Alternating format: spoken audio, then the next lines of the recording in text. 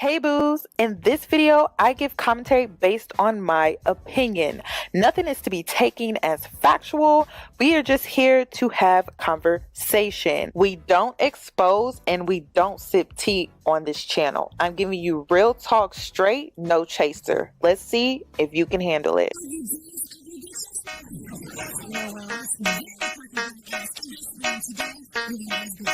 Cause I'm a boss. I haven't done anything for you to be proud of. Of course you have. You are marrying a man who can support you.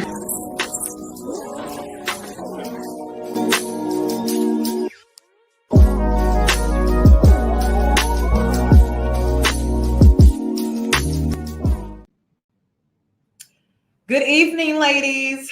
Now, I know the last time that we talked about this turtle situation, I said I was going to leave it alone. But then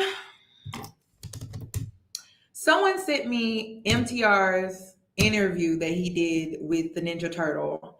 And I was like, oh, I'm going to leave it alone. Like, it's whatever.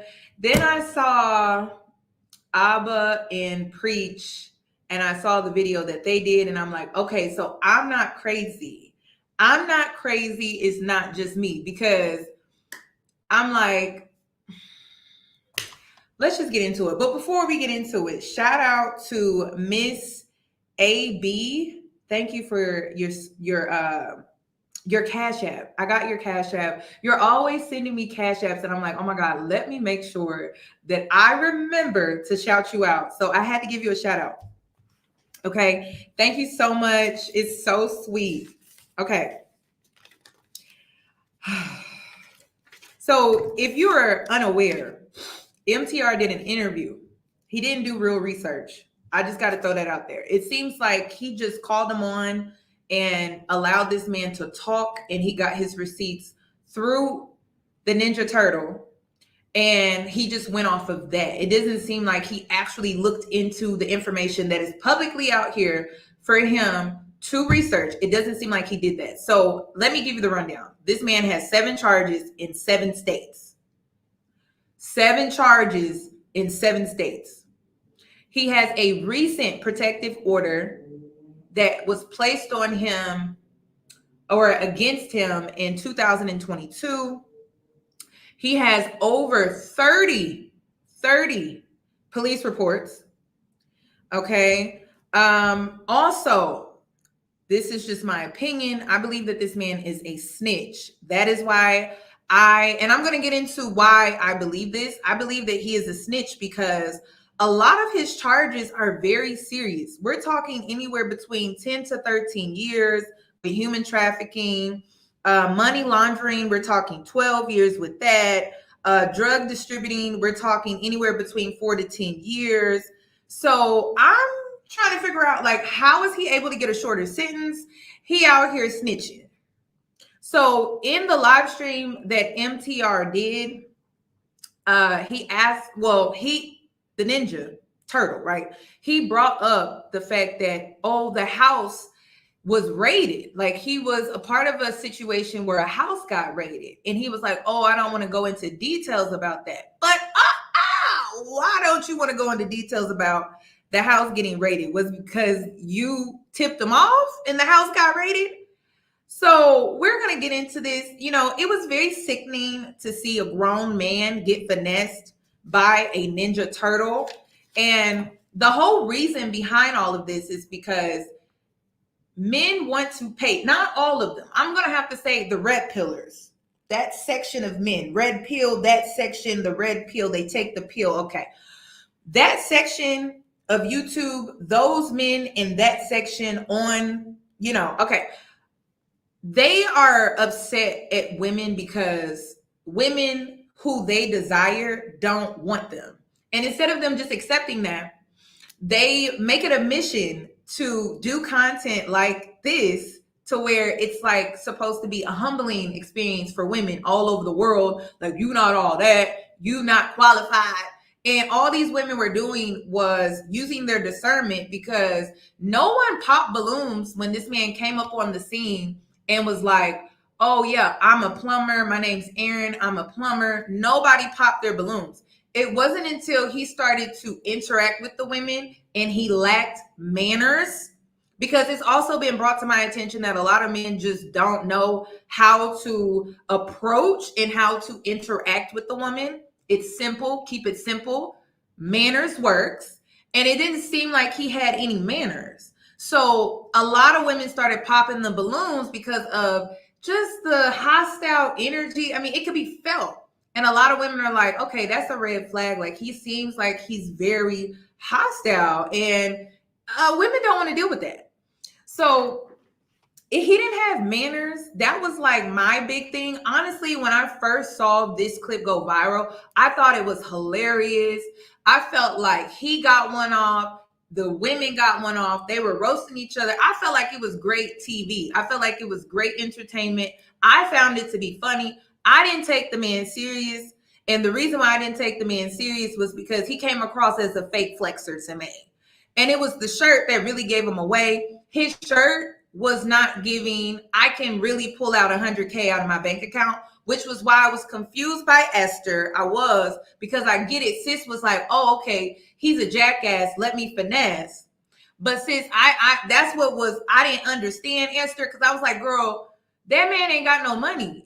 Like, he was giving off fake flexing energy. And so that's why he mentioned the 100K that he could easily pull out of his banking account. And I wasn't really buying that, because I was like, I could just tell by his shirt alone, that he didn't have any money. Men who have money, they do this thing called the cleaners. They don't like washing their clothes. Men with money don't like domestic work, ladies. Men with money don't like domestic work. So they hire people to clean their clothes. They hire people to clean their house. They hire people to do the domestic work that a woman would normally do. They don't want to do that. So they hire. So I knew when I saw this man's shirt, I was like, he don't got no money. I'm just being honest, because I've actually dated men with money, and one thing they don't do is spend money. They don't waste time. I'm sorry. They don't waste time on domestic work. They go to the cleaners, they pick up their stuff, and then they throw it on. You can tell it's been ironed, it's been starched. That shirt wasn't giving starch. So I knew immediately he didn't have no money, which was why I was kind of thrown off by Esther. Okay. Let's be nice. Let's be nice, because let's get down to business. Okay, so I just wanted to throw that out here. But let's get into the Ninja Turtle that's been out here embarrassing the red pill community, because they decided to endorse this man and they want to uphold this man like he is the example to speak your mind as a man. So let's see, what activity has he been up to this past weekend, to be exact? Okay, so I told you that his recent rap sheet, the last incident that he had was in 2022. He has a recent protective order that was placed against him, right? So he got kicked out of Arizona. I told you that man was still in Arizona. He got kicked out of a nightclub in Arizona over the weekend during his birthday celebration. So let's get into that, because this is funny. This is what happens when you give a Ninja Turtle too much attention. They don't know what to do with it. They don't know how to handle it. So here we go here.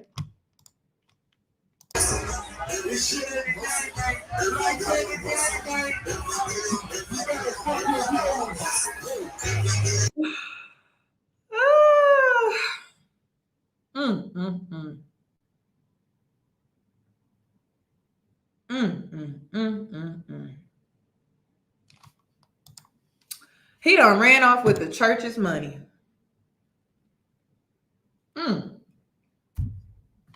Look at this mess.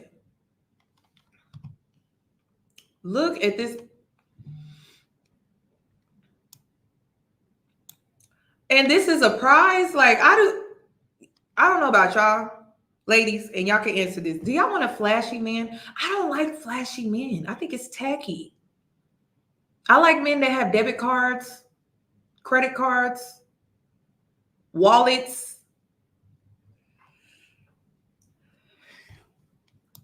He definitely be skipping leg day. Okay. Then I don't know what this was about, but it continues.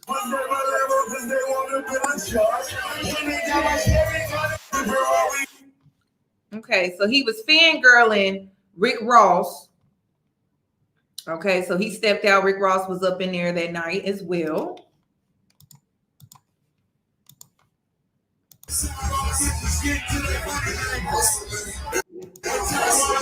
He was feeling himself. Do you hear me?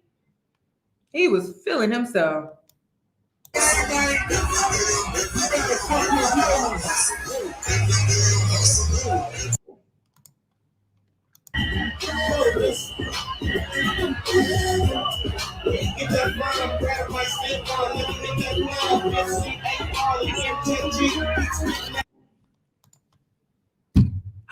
Y'all, this is worse than the brick lady.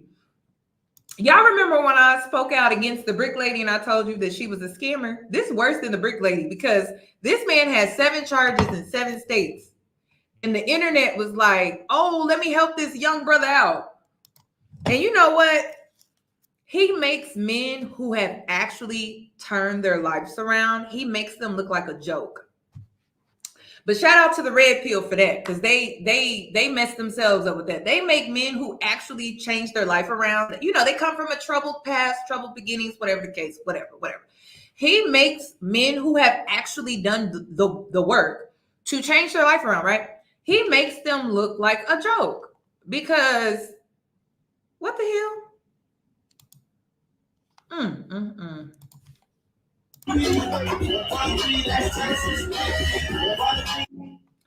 So that's what he was doing with the donations. And I'm talking about the donations that he got on Cash App, okay? Because during MTR's interview, he had his Cash App flashed everywhere. During the interview, there was a section, it was, you know, I don't know if it's like 3 hours in, towards the end of the interview, MTR had his Cash App. So this is what he doing with that Cash App money. That's crazy. Because he hasn't gotten the GoFundMe yet money, which we're going to get into if he even gets that or not. Here he go again, still throwing money. That's a mess.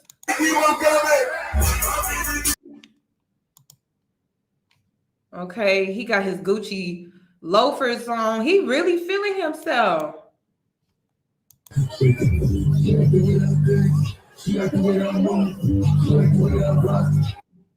This is crazy.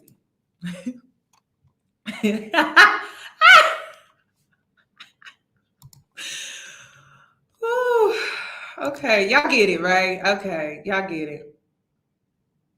All right. So here he is again. He's saying that he can't access the GoFundMe money due to people reporting it, but he said keep donating because we sent all supporting documents. Okay. Interesting. Look at this brother right here. His name Anthony. He's reaching out to him saying that he was falsely imprisoned due to an incident that he had with a girl a few years back. The man didn't even respond. Didn't respond to that young man at all. Just ignored him. Okay, more stuff. So here's the GoFundMe. He can't access it because people have reported it. So it's paused. Oh, I didn't get him. Panda, I don't think. I'm just now seeing it. I didn't see it. Okay. But thank you for the super chats. So he can't get the money.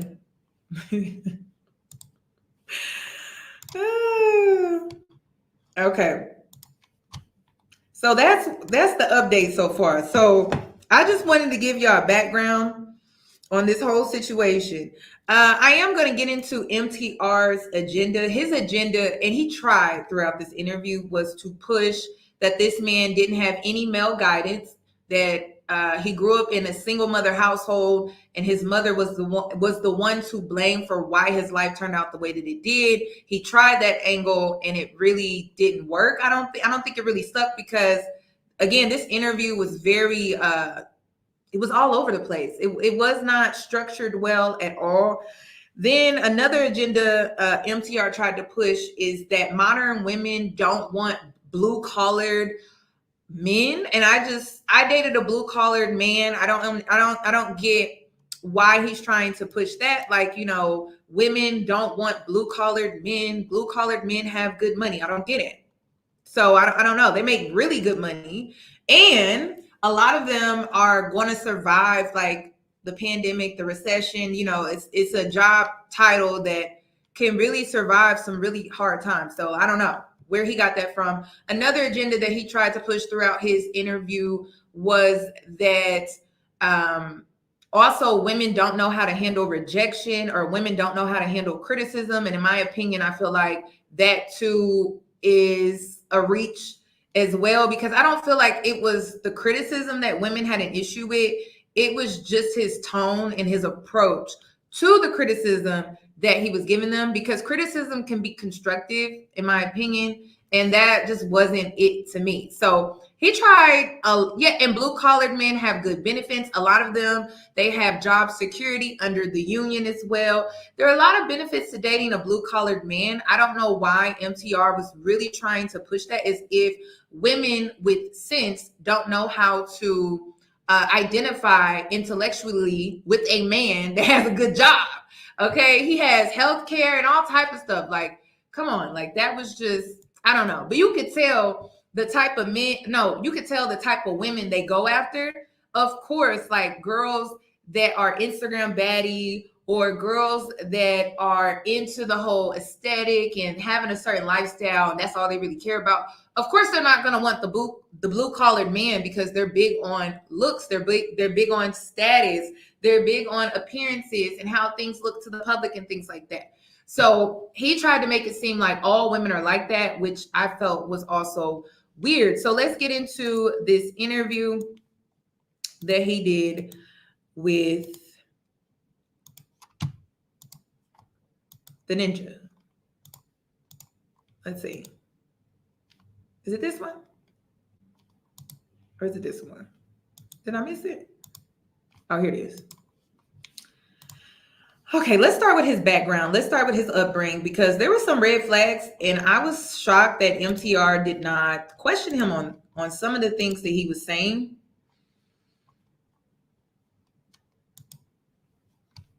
Thank you so much, Maji, again, and thank you for continuing to support the channel. 20 years in the joint and still out doing something in your life that you find purpose in means a lot, all right? Means a lot. Shout out to you, Maji. Let me keep going and acknowledging. Shout out to Tiny, outsmarted they ass. Shout out to Miss Help Me, $5 super chat. What if they had stretch marks? Damn. Shout out to Enemy Zero with a $5 super chat. The hair on her arms put Wolverine to shame. Shout out to Jonathan Banks with a $10. Weapon X, I like that name that they gave me. Is that your fitness name? No, it's not my fitness name, but you know, as fit overall, just call me Aaron. But you know, if you want to joke or something, you see me out, hey, Weapon X, you know, because you seen my comedy skit that I did, then it's fine with me. You know, I wouldn't be upset at all. Yeah, we're gonna bring that up here in a quick second as well. So also too, you know, this is you going viral on that Pop the Balloon. It's your first foray with being on the internet itself, right? So within that being stated, there's no information about you. So there's a lot of people that are saying a lot of different things, making up information. So I wanted to start at the beginning first. Can you talk through your home life? What was that like? No, this man is very much aware of what it's like to be on the internet and to have a lot of people looking at him. He's been on the news, sir. He made a Craigslist post. He's very familiar with being on the internet. I thought that was weird as well. And that's another thing that you will see throughout this live stream is that MTR does a lot of projecting on this man. And it's very weird. You don't know this man. So he was also vouching for him through this interview. And I thought that was a little weird and strange because, again, he was trying to push an agenda. Okay, he wanted this man to be seen as a victim. He wanted this man to be seen as if he was being bullied online for no reason. Like, were you in a two-parent household, brothers and sisters? You could just describe that. I'm from Stockton, California. That was where I was born. And I grew up in Sacramento, California. Throughout my child, I grew up in a single parent household. My mother raised us. It was 5. I'm the oldest. I have 3 sisters and 1 brother. And my childhood, it was rough, honestly. By the grace of God, I was fortunate enough to have 2 grandparents, and if it wasn't for them, I probably wouldn't be alive to this day. My grandfather was a computer engineer for NASA, and he was well off, and he took very good care of us. My mother, she was addicted to crystal methamphetamine, probably since I was, 1 year old. And shout out to my mom. Is your mom in your life currently? Yes, shout out to my mom, because trying not to get emotional. Yeah, I was looking at your shirt too. Your mom didn't raise no dummy. Yeah, shout out to mom. My mom been clean for 2 years now, and I'm very proud of my mom for that. And what about your father? My father, he's not really in my life. I don't really speak with him very much, but he played a role later on. Now, keep in mind that this man said his father is not in his life. His mom is. But get into his childhood and how he views the relationship dynamic between his mother, his father, and everything like that. So keep in mind that his mother is still in his life and his dad is not. I got older, and we can shed a little more light on that. Yeah, my father came into my life as I got older. God, that's ridiculous. Sorry about that, you guys. It's been crazy. So many people just calling me, texting me, blowing up my phone. Yeah, it's ridiculous. But sorry. Yeah, I grew up in Stockton, Sacramento, man. I bounced all around. So you were on your father. So how's your father's role been within your life? My father, he came around when I was older, but I had a different perception of life due to what my mother installed in me about him. My father tried to be active in my life. He did everything within the court system, and my mother put nothing but negativity inside of me and made me believe, my father was a negative person. So as I got older, is there a do not disturb on the phone, brother? Yeah. Turn my phone on, please. I also want to highlight that he said that his mother planted seeds in his mind as a young child that his dad was a negative person. Negative person. That was the word choice that he decided to use. Not a bad person, a negative person. But listen to what he has to say about his dad, though, and some of the things that he was into when he was young. Yeah, sorry about that. No, you good, bro. Where was I at? You were talking about that your mother was poisoning you in your mind towards your father. We lost him? Looks like we lost him. Let's give him a second to log back on. Let me try to hit him up on Instagram. Let's see if he's... I've never in my life seen so many technical difficulties throughout a live stream. Okay. All right. I guess in the meantime, let me acknowledge some of these super chats that came in. Shout out on you're speaking about your father, impact within your life after. So I guess at what point in your life did you realize that your mother had poisoned your mind against your father in order, I guess, to just not allow you to have contact with him? I honestly didn't realize it until I became a man. And probably when I was like 20, in my 20s, maybe or so, I used to despise my father, because he would try to instill discipline in me. My father taught me how to build a house. I was a carpenter's apprentice when I was like 15. And my father did everything he could to instill discipline in me because he has a similar story to mine. And he knew, He has a similar story to mine. So 7 charges, 7 states, recent protective order of 2022, over 30 police reports, human trafficking, pandering, pimping, money laundering, drug distributing. Was your mother really poisoning your mind, or was she trying to protect you as a young boy? And that information was never cleared up because I wanted to know, how did your mother poison your mind as a young boy? They never got into it. So if your father had a similar story to yours, I could see why she kept this man away from you at a very young age. Maybe she didn't want this man to influence you at all. That's what I was very confused. Unfortunately, they never got into how his mother poisoned his mind. We never heard it. So I think it kind of comes across as if he scapegoats her for the reason as to why his dad was never around, which it sounds like his dad still isn't around, but he still blames his mother. It's very weird to me. Exactly how the story would play out, and did everything he could to keep me out of the lifestyle. But I was too infatuated with it, and I made my own decisions to be a part of this lifestyle. Okay. And by this lifestyle, you were gang affiliated at a certain point, and you had a criminal history, which we're going to get into as well. So a similar story to his, I'm assuming that his dad may have been in the same activity. He never went into detail about it. Oh, okay, y'all. I'm gonna just put the super chats on here, okay, on the screen. He never went into detail about it because I'm just me being a woman and observing the situation, right? Unbiased, right? He never really explained, well, how did your mom poison your mind? Like, what were the things that she was telling you about your dad that had you believe by the time you were 20 that she had poisoned your mind? It sounds like your mother was trying to protect you from where I'm sitting, because I'm looking at everything that you're into. It's not adding up. It's not making sense to me. Ladies, do you see it from a different perspective? Let me know. But I'm not seeing it that way. So, Yes, sir. so within that being said, so what I'm hearing is, you had some siblings.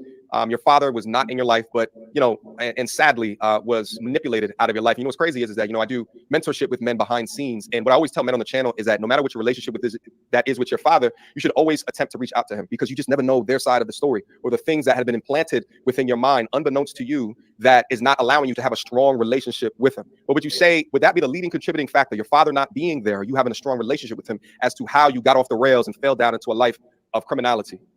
My mother's drug addiction is what played a big part in it. My grandmother and my grandfather, they were well off, and they were my mother's enablers. So they would always give my mother large quantities of money, and instead of taking care of her responsibilities, she would squander it on whatever she wanted to do. And I started going to jail, juvenile hall, probably, or getting placed in handcuffs probably about 8 or 9 years old. I was what I call what's known as a crash dummy. I was hanging out with guys that were 16, 17 years old, dropped out of. So he's been doing this since he was 8. 8. Criminal activity is all he knows. 8 years. 8 years old. A baby boy, 8 years old. All he knows is criminal activity. All he knows is survival. He does not know anything else but that. So MTR, you got finessed because this man is still in survival mode. And the fact that you didn't pick it up because you wanted to paint this man as a victim, you did not pick up that he was playing in your face for 5 hours. And he did it for 5 hours. 5 hours he was playing in your face for 5 hours, finessing his 5 seconds of fame, because he knew the longer he was on here, he was going to get that clout, because he's a man and he is in survival mode, and he will do whatever is necessary to get whatever he needs at that moment in time. The fact that MTR did not catch that was interesting. 8 years old. It's going to take years for this man to truly change his life around, because that's all he knows. So even if he's in a tight spot with money, even if he's in a tight situation when it comes to anything, he's going to revert back to what he knows and all he knows, which is criminal activity. It's just, it is what it is. Okay, that's a long time to be doing something like that. High school. My mother, when my grandparents would get upset with my mother, they would cut off her money, and we would suffer. We wouldn't have. I remember if my sisters are watching this, they'd comment down and let them know this is not no joke. It was times where it was just a jar of peanut butter inside of the refrigerator, and we don't have nothing to eat. My sisters is crying, and their father is not around. My dad's not around. No man is stepping up to the plate. Well, I have to be the man at a young age. No man wanted to step up to the plate. No man wanted to step up to the plate when it came to him and his siblings. So all the men that were in and out of his life never really stepped up to the plate for him in that way. So again, this man only knows survival. He doesn't know anything else. So he's going to finesse. That's all he knows. He's going to scam because that's all he knows. I had to protect my sisters. So the older guys, they taught me how to burglarize homes. It started off with, small burglaries. And as I got older, I progressed to more serious crimes, I would say. And did you finish high school? I did not finish high school. I was hustling around, graduation. I had a lot of money. So I didn't care for school, but I ended up getting my GED, and I got my GED in prison, and I got it out on the streets and ended up going to college for plumbing for a while. and I was just having discrepancies, maintaining employment and going to college at the same time. A lot of employers, they want you on the job site, as much as possible. They don't care about furthering your skills. Right. Okay. Right. So, so you began small into this lifestyle of, gang life, criminality, and I guess how did it progress? So you first started to robbing, and how did it progress into? Are you willing to go into your criminal history? How long you've been locked up? Yeah, I did 5 years in prison. What they were saying is pretty accurate. The final boss, that's how I was in prison. No nonsense type of guy. Hey, if you was incarcerated with me, and we're not trying to shine any light on, incarceration, unless we're talking about decreasing the recidivism rates, then we can talk about that. But when I was in prison, I was no nonsense. I want to fight everybody. I was mad at the world, but honestly, going to prison was the best thing that ever happened to me, because now I'm a firm believer that isolation, it enhances your elevation, because I was isolated from the world while everybody was doing COVID, I was doing COVID times 2 on a plantation, a dangerous plantation at that. So in prison, my first 3 years, you'll see, we'll show the write-ups and stuff. I didn't have any understanding. I was mad at the world. I didn't have any family support whatsoever. I didn't have any contact with the outside world. So all I wanted to do was work out and, engage in a good old fisticuff. But it wasn't until I had read a book and they were talking about Geronimo Pratt, and I had read about COINTELPRO, the counterintelligence program J. Edgar Hoover started, used to suppress Black organizations. Now, once I read about that, and I'm reading about tribalism and about how the government infiltrated these organizations, these gangs didn't originally start off as gangs. They were just trying to protect their communities. So the government infiltrated, these organizations and turned them against each other. The Bloods and Crips were united at one point in time. So I began to ponder at night, like, man, I'm over here attacking these men, and the oppressors are the ones that infiltrated a establishment that was promoting a just cause and turned it into some evil. I was like, man, how could I contribute to this moving forward, knowing this? I just want him to talk about how he ended up getting respect for men, because he's going to get into it. He talks about how he found his respect for men while doing prison time. He said that he didn't have respect for anyone. So if it took him going to prison to get respect for men, what is it going to take for him to have respect for women? Because he said he didn't have respect for anyone. So it's going to be interesting to see. It was crazy because MTR didn't catch it. I'm like, okay, so it took him going to prison to find respect for men. But how do women get the respect? Just listen. And I was still interact with, some of those individuals, but in my heart, deep down, I knew, I was like, man, this isn't me. It's not. I knew I had a greater purpose. I knew God had a calling on my life. I just didn't know for what, and when I was gangbanging, I was trying to find myself, and I heard ample stories of, my father when he went through a similar situation. So I'm trying to live up to his name. And I really didn't have to do that. Right. So, and I'm going to ask this in a very crude way. Did you get shot in the face before jail or after jail? I got shot in the face before I went to jail. I ended up going to jail probably 6 or 7 months after I got shot. Now, can you talk about that story? How you got shot in the face? Yeah, I can talk about it. I won't get too in depth, but I will say I probably deserved it, honestly. He says that he deserved to get shot in the face. MTR didn't ask, well, why do you feel that way? Why do you feel like you deserve getting the shot? What happened that made you feel like you deserve getting shot? Didn't ask that question. So I thought that was interesting. He felt like getting shot in the face was something he deserved. Individual, I'm grateful because in the end, it showed God's true strength. Now, if you've seen before, when I uploaded the pictures, I was about 140 pounds, maybe 130, 120 pounds. I got shot 6 times. I got shot twice in my knee, 3 times in my thigh, right? They told me I wasn't never going to walk again. I was unable to go to physical therapy. I did not do no physical therapy whatsoever because I got arrested. I went to jail. In the prison system, the healthcare is inferior. They give you the worst healthcare. If you have any problem, they're just going to say, give you ibuprofen. That's the cure for everything when you're in bondage. So I began to work out and, strengthen myself. But when I got shot, I did a lot of things to people out of anger because even back then, I had money and I had haters. And I didn't have somebody older, guiding me, telling me, hey, son, they're hating on you because you have nice cars. You have this. I didn't know. I would always let my emotions supersede my intelligence. And I'm a Cancer, so I've been working on that. And now it's like I'm aware of all my flaws and I can see them vividly.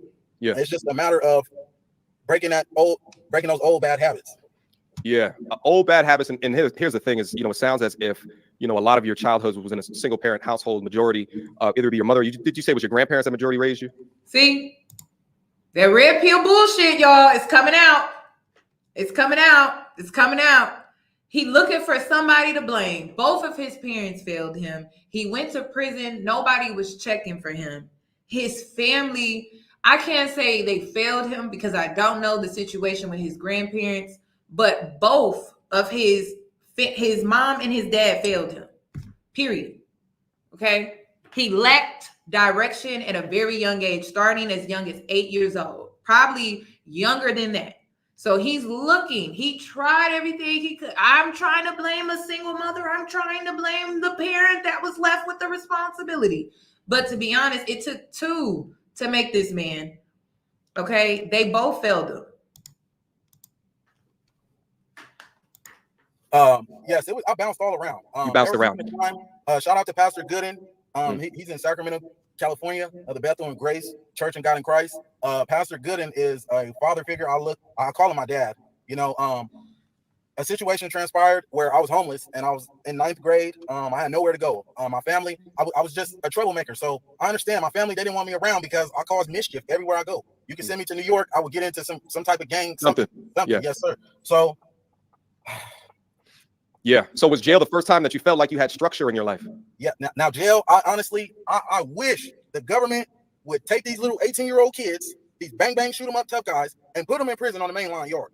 Put them in prison and let them sit there for at least 2 months when they turn 18. If they've been in some type of trouble before, so you can see what you're signing up for. Because man, it broke my heart to see these young 18, 20-year-old kids got 50 years and they're sitting in prison playing basketball every day, laughing like it's a game, and talking about what they did. I got tired of hearing the same stories reiterated over and over. It's just putting negative energy into the universe. And the whole time I indulged in that lifestyle, I might have had a quick come up, or I might have had a good night this night, but at the end, it wasn't worth it. It wasn't worth it. Yeah. I'm still suffering consequences to this day from actions I did over 10 years ago. Right. Because everything's public. Right. You do things out in the public, it's going to become public information if you get arrested. And part of that is now being used against you. And we're going to go deep down into it as well. And, I do have. He's saying it's being used against him. What are you talking about? Like, y'all, this is why I was like, what? But when it was the brick lady, though, y'all was trying to find shit. But this man actually has a lengthy rap sheet as long as a CVS receipt, y'all. And y'all know when you get a CVS receipt, it's long as hell. What do you mean? When it was the other way around with that brick lady situation, y'all were pulling things out the crack of y'all's ass. And now this man actually has the information right here. Like, boom, here, my rap sheet. It's lengthy. Oh, they're trying to use it against you. They're trying to use it. We just met this man. We don't know this man. The hell? And then MTR, just be grateful you are a man, because you would be he would be flipped upside down every which way, simply because it's like, seriously? He did not pick up the game that this man was running this entire interview. It's embarrassing. And then these are the men that are supposed to lead? What? Where? To hell? To hell? Like, I just don't understand, y'all. I'm trying to figure it out. To hell? Into danger? Because MTR is like, oh, we're just going to overlook the 7 charges in 7 states. They're trying to use it against him. What? What? Oh, ladies, I have a question. And I'm talking to the women that have active fathers in their life. If you brought this man home with a lengthy rap sheet, what would your father say? I just want to know. Because I know it's not just my father. I know it's not just mine. If you have a dad that's active, or just a male figure that's active, a brother, older cousin, whatever, grandfather, whatever, would your father be okay with this man being at his doorstep on his front porch? Or would he tell this man to get the hell up off his porch? Okay, I really want to know, because my dad would look this man up and down like, get the hell up off my porch. The hell? Absolutely not. So, this all came about because women were using their discernment. And then it just so happens by them using their discernment that this man has 7 charges in 7 states. Come on now. Oh my dad would have disowned my ass too. I wouldn't have nowhere to go. If I'm with him, we done. That's what he would have been on. My dad, he don't play that. The hell? My brothers don't even play that. They would have been looking at me like, the hell are you doing? Some receipts that you showed me as well. Maybe Oh, he made it unavailable. I had a feeling he was going to make this video unavailable. But your girl downloaded. I had a feeling. Yo, I was just getting started. Oh, man. I had a feeling he was going to do that shit, y'all. Y'all saw it in real time. I knew it. We're going to have to come back tomorrow. We're going to finish this up tomorrow. Hold on. Wait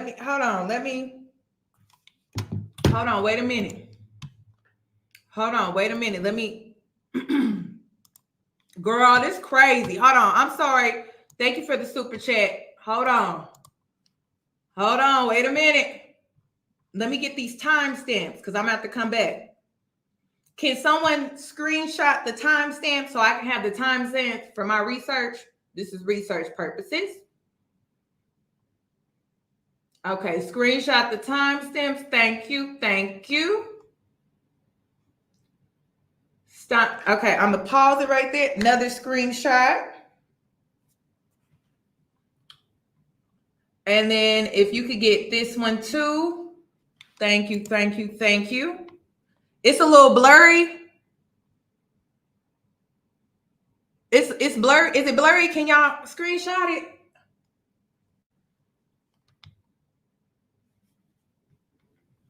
Thank you. Okay, that's gonna help me with my research later.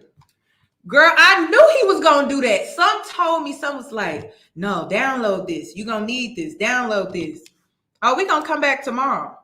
See, I gotta break it. Oh, wait. How can I do this? See, I don't think I can. The reason why I'm gonna have to bring y'all back tomorrow is because I don't think it's gonna play on StreamYard because it's 5 hours long. It's a 5-hour video.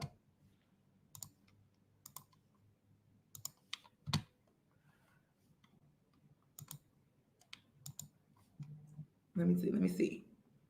Hold on, let me see. Wait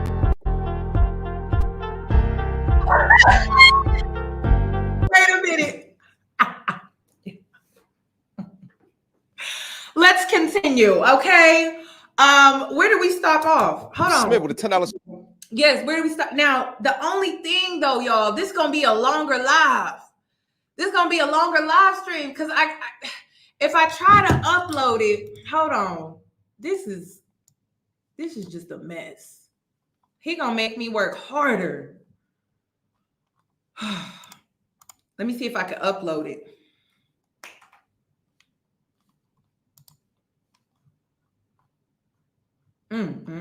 Hold on. We may need to do a little intermission.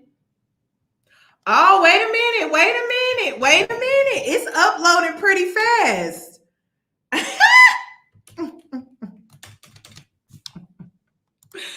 You know, men be like, I can't stand women. But one thing about us, we're thorough.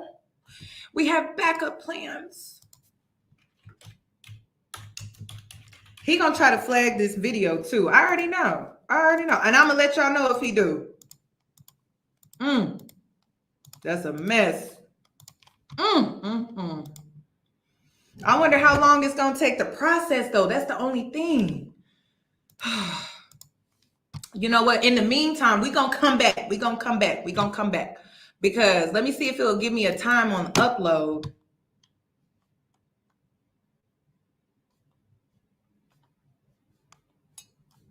Okay, let me see. 20 minutes. Okay, so let me go ahead. We're going to switch gears here.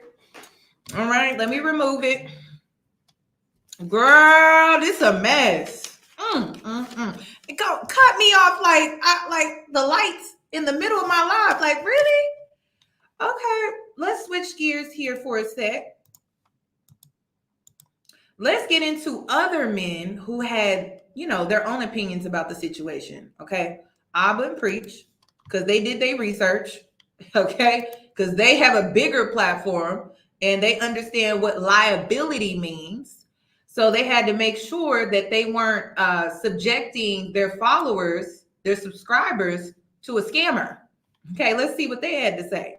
Why don't we start there, where we left off? Pop the balloon. But I did my own personal research on the man. Go ahead, bro. So dude's a felon. But then again, it doesn't mean anything. I know some people that are felons, and that was him. That's him a little bit younger. Yeah, he was younger. Yeah. Advertised. He basically set up a Craigslist thing. Basically robbed someone. Yes. So ended up going to jail for that. But people can change. Just because you were a felon in the past doesn't mean you can't grow out of it. Even but more recently, he had an emergency protective order filed against him by another woman who was basically saying this motherfucker's crazy. And so she went to the judge and got an emergency protective order. But isn't that what you said the first video? You said if you see someone like that, I wouldn't be surprised of. Hold on, let's pull that back up. And just because you were a felon in the this is allegedly his baby mama. Okay, hold on. Past doesn't mean you can't grow out of it. Even but more recently, he had an emergency protective order filed against him by another woman who was basically saying this motherfucker's crazy. And so she went to the judge and got an emergency protective order. But isn't that what you said the first video? You said if you see someone like that, I wouldn't be surprised of X, Y, and Z. You said exactly that. Should he lose his job? I mean, he claims. Did he start? Because you remember he was arguing with that one girl. And she was like, "Oh, you probably live with your roommate." He's like, "I could pull out 100K now." Okay. But one thing about me, I could pull 100,000 on the bank. Can you do the same? And now he got to go for me for 10,000. This dude's a fraudster. And you know what? He did the same thing with the ex. One time he was really, really mad at me, and through the text free app, because I had his number blocked, he texted me a picture of his bank account, which this is a receipt. And you know what's so crazy is like Abba and Preach were getting called simps and this is feminine of you to do this and everything. And I'm like, it's feminine of them to be logical, to use common fucking sense. Like, seriously? Like, what do you mean? Do you not understand? Like, women could put their lives in danger. This man was out here human trafficking people. Like, what are you talking about? What are you talking about? Which is why I look at this girl sideways too. I do. I look at her sideways. Now ask me why I'm looking at this woman sideways. She had this man around her children and she was helping him fill out applications. That's how she knew that he had a license when it comes to him being a plumber. So if you're filling out, if you're filling out or helping a man fill out job applications and you're aware that he is a licensed plumber, that means that you're also aware that he's a felon, because when you fill out a job application, you have to also mark, okay, you have to check right there that, oh yeah, like I'm a convicted felon, and you have to make the application, you have to make the employer aware that you are that. So that's why I was like looking at her sideways. Okay, you blasting this man, but I'm like, you had this man around your kids and you openly admitted that you helped him fill out a job application, which was how you found out that he was a licensed plumber, and you didn't know about his history then. And with it being as lengthy, I'm like, what? I have some questions for her too. I ain't gonna lie. Like, I just gotta say that, because I'm like, what woman would bring a man around her kids like so willy-nilly, y'all? I don't play about the churn. I don't play about the churn. I don't play about the churn. I don't play about the churn. I don't play about the churn. Okay. So yeah, I was like, girl, wait a minute now. I was like, hold up, wait a minute. That don't make sense to me. Okay. I do girl math. I do mom math, and girl math and mom math. It ain't mathing. Okay. It's not. I don't even have kids, and I wouldn't dare just have anybody around my kids. You know what I mean? I ain't got kids like that. So yeah, I was looking at her like, okay, that's interesting. His name right there, Aaron. I don't know what pro extra member means. I have no idea what all of this means. Supposedly this was his balance. So you don't know what this receipt is, but he's basically saying, I got money. Folks in the comments they're like, that's not a bank statement. That's a contractor statement for how much they've spent at Home Depot this year. because he works for a company, so he gets so he ain't got no bread. He just lying, bro. 21 hours ago, this man was doing this. The man played y'all. Everybody who donated, everyone who vouched for him, everyone who said this dude is a stand-up guy, bro, he asking y'all for water while he's out here making it rain. Now, does that make sense? Now, it's not your fault.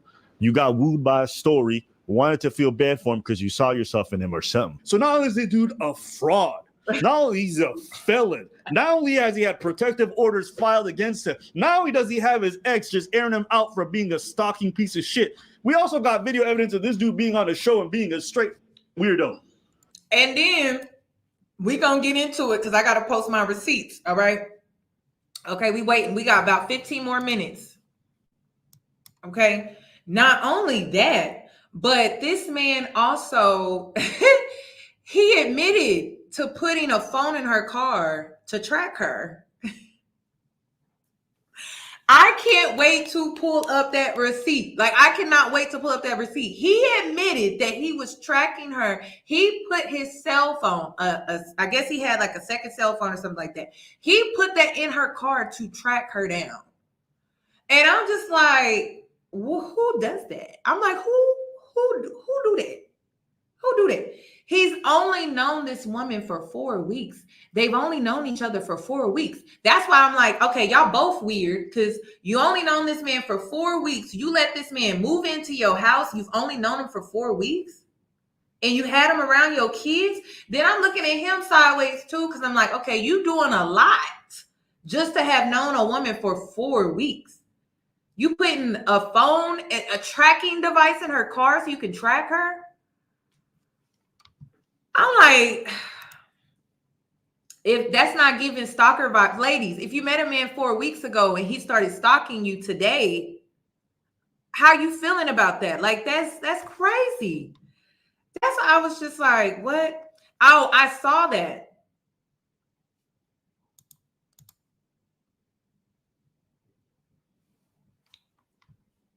Oh, he was simping for the men. Because that's the only way it makes sense to me. He was out here slobber slurping for the men. He wasn't out here slobber slurping for us. You know, you got to ask what team they on nowadays. He was not cyber slurping for us. He was slobber slurping for the men, for his audience. The ones he set up to get scammed by this Ninja Turtle. That's a mess. That's crazy. Okay, let's continue. And now he got a GoFundMe. How you gonna be saying I could pull out $100K, but you asking for a GoFundMe? And you know what it was for? For his humanitarian work. Bro, y'all probably getting scammed by this dude, and he's loving the fact that he's able to get a bit of money to recoup for his stupid fucking mistakes. He has a different ex airing him out. And the things that she's airing him out for, did you see? It's not cute. Did you see? Yep. So this man that claims to be very godly and studies the Bible and, practices this religion, put sugar in my gas tank, tracked my car, put a phone to record me in my car. Everybody had to walk me to my car after work to make sure that I made it. And the girls would text me, hey, did you make it? Again, it's a clinic full of girls. So that was a red flag number 2. And then one time I walked outside to the cafeteria and he calls me and he's like, how did I know you were outside? So that in my head was like, circles already turning.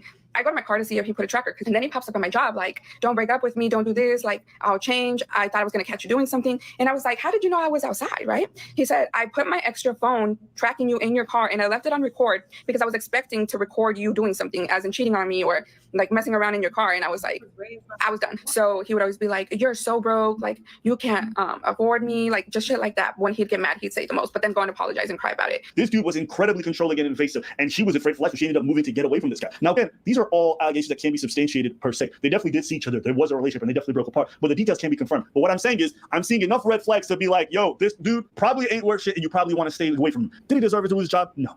I don't advocate for people to go and do that stuff. We don't even know if it's the reason why he lost his job was because of that show. It could be because of the ex. I'm not trusting. And thank you. Anyone with some damn sense would know. How can we just assume that he lost his job because of the show? I didn't believe that for 1 second. I didn't believe that.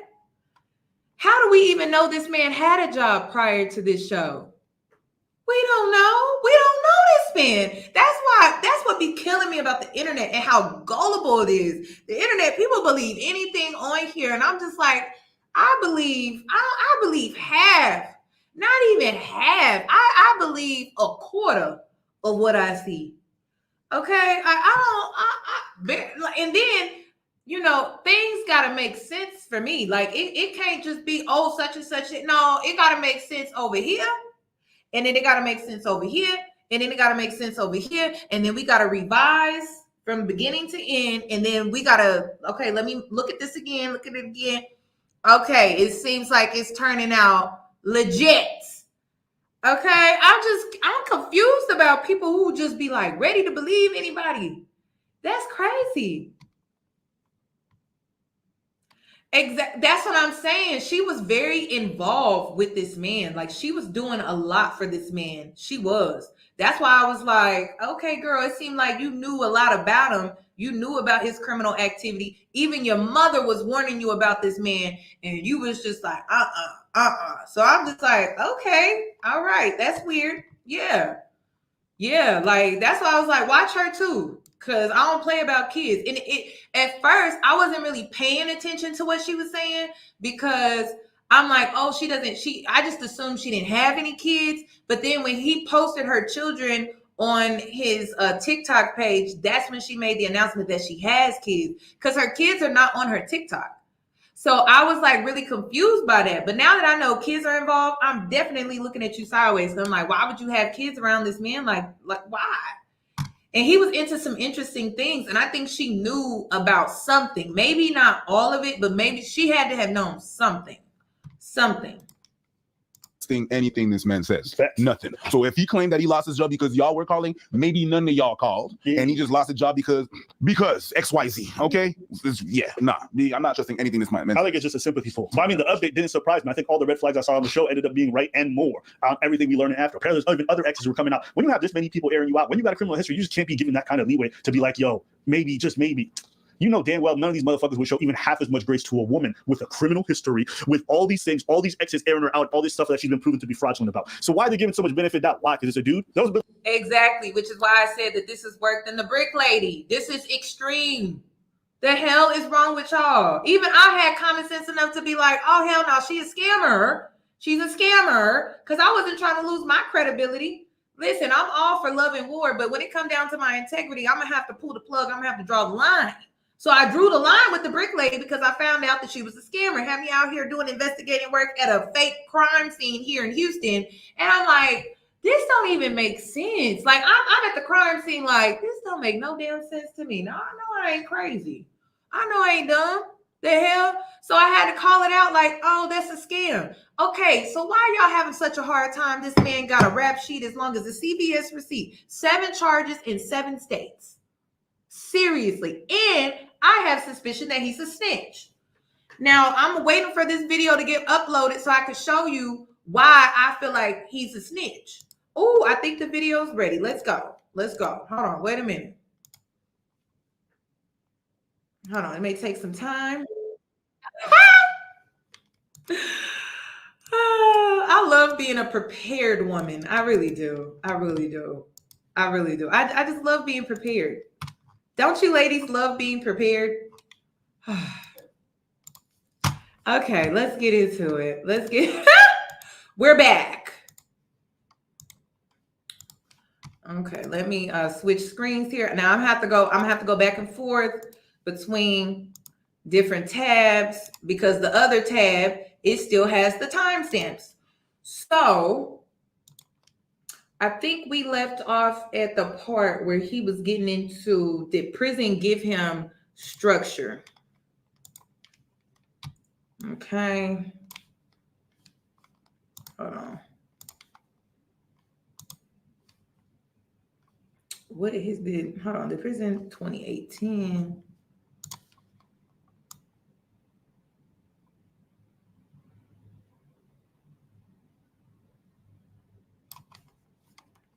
$18-year-old kids, these bang bang shoot 'em up tough guys, and put them in prison on the mainline yard.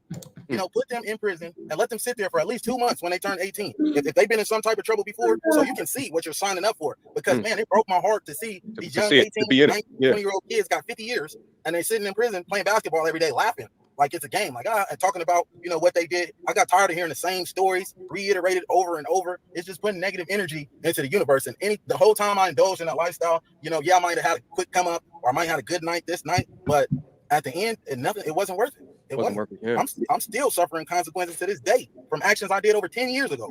Right. Because everything's public, right? You do things out in the public, it's going to become public information if you get arrested. And part of that is this video right now. Everything's public. Everything's public. This is public. Is now being used against you. And we're going to go deep down into it as well. And, I do have some receipts that you showed me as well. Maybe I can bring up some of this as well. You can kind of speak to it. Yeah. Let me try to get this up on the screen. But while I'm getting this up on the screen, can you also describe this? What has been your relationship with women as you were coming up with age? Let's say during gang, when you was more into your criminal mischief, you was a bad guy. Talk about the difference then versus the difference of being a licensed, trying to be on a straight and narrow path, trying to do good, trying to be a humanitarian. This man was so eager when it comes to his agenda, y'all. It was sick. Okay, so MTR, he has degrees and he was raised to be on the straight and narrow. And so he gets jealous of men who are criminals who get access to women. Now, the type of women that are into these type of men, to me, the brain, there's a disconnect up there. Sometimes I feel like the girls that be really into that fast life, the man, he out here tricking and like a lot of these women don't understand, like they don't last long. There's no future with that. All right, you have fun with them at most, but don't ever get caught up. I'm gonna tell you to avoid him altogether because he will just bring a headache into your life. Okay. But MTR is mad. He's enraged at these women, these OnlyFans models and these Instagram baddies that don't want him for being on the straight and narrow. And so he wants him to talk about how he was into criminal activity and how many women he was getting. Okay, let's get into it. Getting a certification, just talk about the difference between the two. Okay, so when I was, actively gang banging, present myself with my nickname and things of that nature, women loved me. I mean, I had an abundance of women. Anybody that knows me that'll tell you, I was Mr. Promiscuous. Yeah. And that's why I advocate against it, because I see the damage that it does to individuals. But I had all the women in the world when I was gang banging. Now, when I got out of prison, before I went to prison, right, I was not in shape. I could not converse with you about anything other than gang banging or some entertainment foolishness. Right. Now you can put me in a room with anybody, I can converse. I know a little something about, something. Yeah. And I'm not going to be, I'm not going to reside in a state of oblivion. That's for certain. But as I was a plumber, when I became a plumber, I got out, I'm doing the right thing. Now I'm well aware of how a man should conduct himself. Yeah. I'm well aware of, things I want to do in the community. I have goals. Wait, let me rewind back to gangbanging. I was skinny. I couldn't converse. I didn't have a job. All I did was, negativity. All the women wanted me. You had way too much. You had way too many women, way too many options. Yes, way too many. We talk. Okay, you was gangbanging. What age group is this? That's what I want to know. And then I also want to know, he was also he's saying women, all women not gonna go for that. So that's what I'm confused on that. I'm confused. There are a group of women out here that will go for that. That's all they know. They don't know nothing else. But to say all women is just into criminals, so we all just into criminals, ladies. We all just want a criminal. We all want a man with a rap sheet as long as the CVS receipt. Be so freaking for real. Be so for real. He got a desperate Latino woman that wanted him, okay, with a long rap sheet. She knew about it. I don't see a bunch of women knocking down his door. I mean, he went on a dating show. He didn't get not one girl. Even Esther didn't leave with him. Even Esther pulled another man in front of him and he got triggered by that. So I'm confused. He's not on the straight and narrow. We know that much because, like I said, he had a protective order back in 2022. So it seems like he doesn't have issues getting women, but I don't get it. So all women are like this? We're all like this. Options. Yes, Mr. Ninja Turtle, believe it or not. So when I got out and started trying to do the right thing, because in prison, like I said, my first 3 years, I was a knucklehead. I didn't care. I want to fight everybody, the biggest guy. It doesn't matter. But after I started educating myself and building my relationship with God and, becoming well aware of what life is really about, life and plumbing are similar. That is why I love plumbing so much. Now, listen, plumbing is a perpetual cycle of developing and learning new skills, right? A lot of plumbers can agree with me. They've been plumbers for 20 years and don't have their license. Me, I've been involved in the trade for 5 years and got my license. That's one of my biggest life accomplishments because that journeyman test is not easy at all. So I passed the test, you know, and I'm getting into these relationships. And while I was in prison, I had a chance to reflect on my conduct before. You know, every day for the 5 years, I thought about every single conversation I had throughout my life. Every person I met, I asked myself, you know, how could I have done that better? How could I have talked? You know, how could you know, I start asking myself, and I started attacking myself like, hey, you know, you've been doing this is stupid. You know, I started reality checking myself so I can self-improve. And so I start dating these girls. Right now, I have this body. You know, I'm muscular. I'm meeting women that have never seen a guy with muscles like this before. So it's the spirit of lust is manifest right there, and I indulge in the relationship because I don't want to be lonely. You know, that's been my problem for the most part. And these women have gotten so good with manipulation and deception. I promise you, these women can hide. I can. Matter of fact, I'm gonna start teaching you fellas how they hide stuff on these iPhones.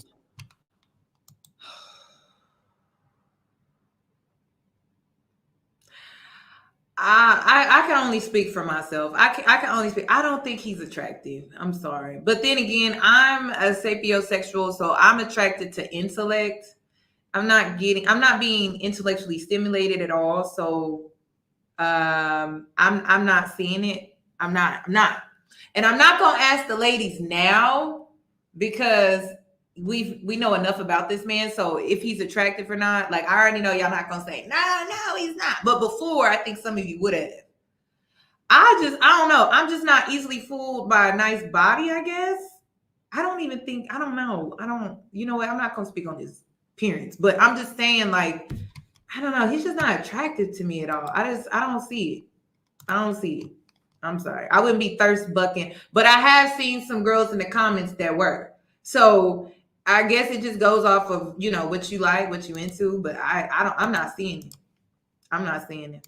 How these women, we're gonna shed light on stuff. I'm gonna show you how these women were hiding stuff, how they were manipulating me, how they were having me believe that we were gonna get married. You know, that's what my true intentions. And are we gonna go through some of those receipts right today? Yeah, we're gonna go through the receipts. Okay. This is my thing with promiscuous women. I always give them the option. And if no, there's women. Listen, go to his Instagram. There's women under his posts. There's always gonna be a woman around. Okay, there always is. Don't ever doubt your mind. There's always going to be a woman around, just like there's always going to be a man around. People are always going to have options. It is what it is. Now, is it the option that they want? I don't know. But there's always going to be options around for people because that's just how it is. So, yeah, there are women under his Instagram post. Yeah, there are. In the very beginning. So there's, you know, you have to start the relationship the same way you finish. So I let them know, hey, what do you aspire to do with me? Do you want to have an open relationship? Do you want to seek other men? If that's something that you want to do, that's fine, queen. Because in that case, you know, that's what you're going to do. The first use of queen disrespectfully. Respectfully. Yeah, respectfully. No, and let me ask you this, because I have my own thoughts and perceptions regarding this, what I'm about to ask you. What do you think it is about modern women today that you had so many when you was a gangbanger, but it's a lot harder when you're on a straight and narrow path? I want to hear from you. What do you think that comes from? What does that stem from? It's the clout, the image, you know, for whatever reason. No, I'm going to tell you exactly what it is. It's because our country, look what they market. You know, they market rappers. And I'm not, man, I love music. I'm not, man, I used to rap myself. You know, they show stuff like this. They do not shed light on the trades. They do not show the plumber, the electrician. Yeah. What group of women are they trying to get just based off of this conversation? Rappers. And what type of woman are they trying to get? I'm going to go ahead and answer. The women that like that fast life. The women that like looking a certain way more than a man's character. The Instagram baddie. The Instagram model. That's all they care about. That's all they talk about. And it's like they're upset because they can't get access to those women. And it's like, I don't know why it's so hard for men to accept. They don't want you. Like, my God, they don't want you. And it's like, get over that shit. My God. It's like, and then they mad at all women because those women don't want you. They want the rapper. They want the drug dealer. Get over it. Like, my God. Like, that's all they want. They want the BBL baddie. That's what they want. Like, the fuck? Like, get over that shit. Crying about, you a grown-ass man. You want the promiscuous woman. That's what you want. But she doesn't want you. Not seriously. Not for marriage. Not for a real commitment. And it's like, instead of y'all just accepting that shit Y'all want to come online and cry about like, oh my God, they don't want me. Oh my God, they don't get the fuck over that shit. And then this is coming from a girl that's been rejected majority of my life. Okay. I was rejected all the way up until 25 years old. I lost my virginity at 27 years old. So I know all about rejection. Get the fuck over it. It's annoying. And yes, I'm saying it like that. Like, it's just like, it's like grown ass men crying and shit. It's like, get the fuck over it. This was me at 21. Okay. I know all about rejection. This was me at 27 with no makeup. Okay. Get over it.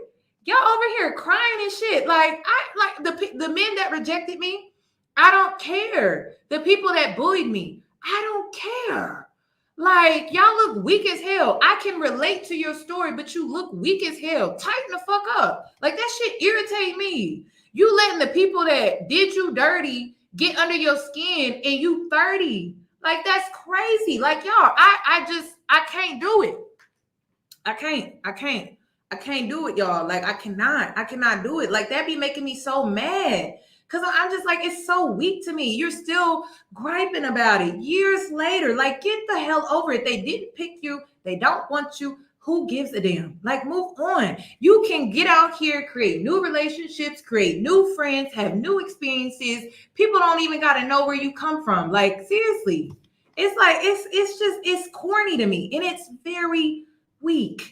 It is, because it's men not wanting to deal with the past and like work through the emotional stuff that came with it. You want to stay stuck and bitter and be stagnant. And then you're still not getting the outcome that you desire out of life. And the reason you're not is because you won't let the shit go. Like, you won't let it go. And then you keep going after the same women that don't want you in the way that you want her.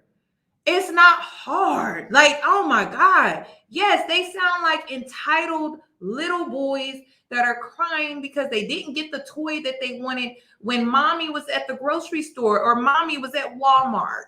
Like, that's what y'all sound like. It's like, get the hell over that shit. Grown ass men sitting up here crying, whining and shit. Like, nobody want to hear that. That's crazy. Like, could you imagine? And then women wanted to be in a relationship with someone this insecure? That's crazy. Like, I don't want to deal with that. You still griping about what happened to you in your younger years and your adolescence. Like, get the hell over that shit. I'm over it. Get over it. The HVAC guy. Now, it wasn't until, why I got involved in plumbing, I did what my dad was teaching me, despite what other than what my dad was teaching me, I met an individual that had his own company, and we did a job. It took us 3 days, and he made like $42,000. And I was like, wow. I was like, if you can make this is better than drug money. This only took 3 days. They better put some respect on y'all names. And that's what I've always said as well, is that if you take the average salary of a drug dealer, and I'm not talking about on the far ends of the scale, right? The Pablo Escobars and shit like that. But if you take the average salary and you can compare it to the average salary of a man that went and got a 4-year STEM degree in school, or a man that is doing what you're doing, becoming a licensed plumber, more often than not, you're going to have a lot more money going the straight and narrow path 10 times out of 10 times. And it's so ridiculous to me. And you know what's so crazy? Because like, women are singing the same song. Women are singing the same song, and men are singing the same song, but in different ways. So we as women, we're singing the same song, right? The women that don't play games, the women that have good jobs. We don't do Instagram. We're not out here doing OnlyFans. Like, we have wholesome jobs, straight and narrow jobs, but we get overlooked every day by the very men that are complaining about how they want a wholesome woman and things like that. It's like, come on, like, pick a problem. You should already have a solution to that problem by now. I just don't get it. I'm not understanding. This is why I don't have the patience for this, because I'm just like, you really don't want that though. Like, you really don't want, because there's plenty of women out here that are like that. There are plenty of women that don't have OnlyFans. There are plenty of women out here that have wholesome, straight and narrow jobs, but y'all don't want those women. Y'all overlook those women every day. So in the way that you're overlooking these women, you're being overlooked and you're mad. And it's just like, and I'm supposed to have sympathy. Where am I supposed to get that shit from? I don't have it. Like, you overlook those women every single day, and you focus on the women that don't want you and don't want to fulfill that wholesome, straight and narrow path. yet you overlook the women that are in that path. Like, I don't get that. Like, I don't understand it. It just does not make any sense to me. It doesn't. It does not. I think of it as it's an issue within our media, right? Young boys can't dream what they cannot see. If you cannot see this, and there's not images of you of people that do that, then why do you think that you can do it? Which is why it's so important for platforms such as YouTube, because it's decentralized in nature. We're not connected to the mainstream, which is incentivized to show the most ratchet, the most debaucherous, the most ignorant forms of us as what we can aspire up to. And we have to begin to take over communication within our platforms to show something else, right? Like even between me and you having a conversation, and I'm not lived your lifestyle. Never wanted to live your lifestyle, but I had a father that was strong as shit that didn't even allow me to do even half of the shit that you had within your life. But he ensured that I didn't, because he understood that lifestyle as well, and he knew that there was a better path for me, especially within the Black community specifically. Now it's a men's issue, but especially a Black men's issue with an illegitimacy rate of 70% plus. So we're walking around with all of these young men that had your old lifestyle of this purely reactionary, crash out, dummy, just doing whatever they can do, just right in the moment. The thing is that they get validated from the women. They get validated from the culture. They get validated from the music. They get validated from what's on TV. But taking over media, what we show and what we put in front of men's faces, just people's faces in general, because it impacts the women as well. Because you got to look at the women and say, well, why are you so attracted to you previously? What is that? Why does that exist? Why? And do you know who Kevin Samuels is? Yes. It's one of the conversations that me and Kevin would go back and forth and spar about time and time again before he passed. God rest his soul. The man was a genius. But we talked about the importance of media and changing the narrative. Why is it not cool to be an AC repairman? Why is it not cool to be a plumber? Why are these things disrespected? Why? Why is it not cool to like anime? It's a little bit different now. But why is it not cool? Why is it not natural? Why is it not normal? And why don't we don't admonish one another? You know, that's one thing in society that's wrong. Well, no. Remember in his earlier years, he said that he got into the activity that he was into because he was listening to the older people that were around him. So instead of them saying, hey, why don't you get into a trade? Why don't you get into a trade, right? Get into a trade, stay in a trade. No, they told him to go do this. This is how you get it. You can get it this way. What are you talking about? He didn't have good influence at all. And that's a lot that goes on a lot within the Black male space.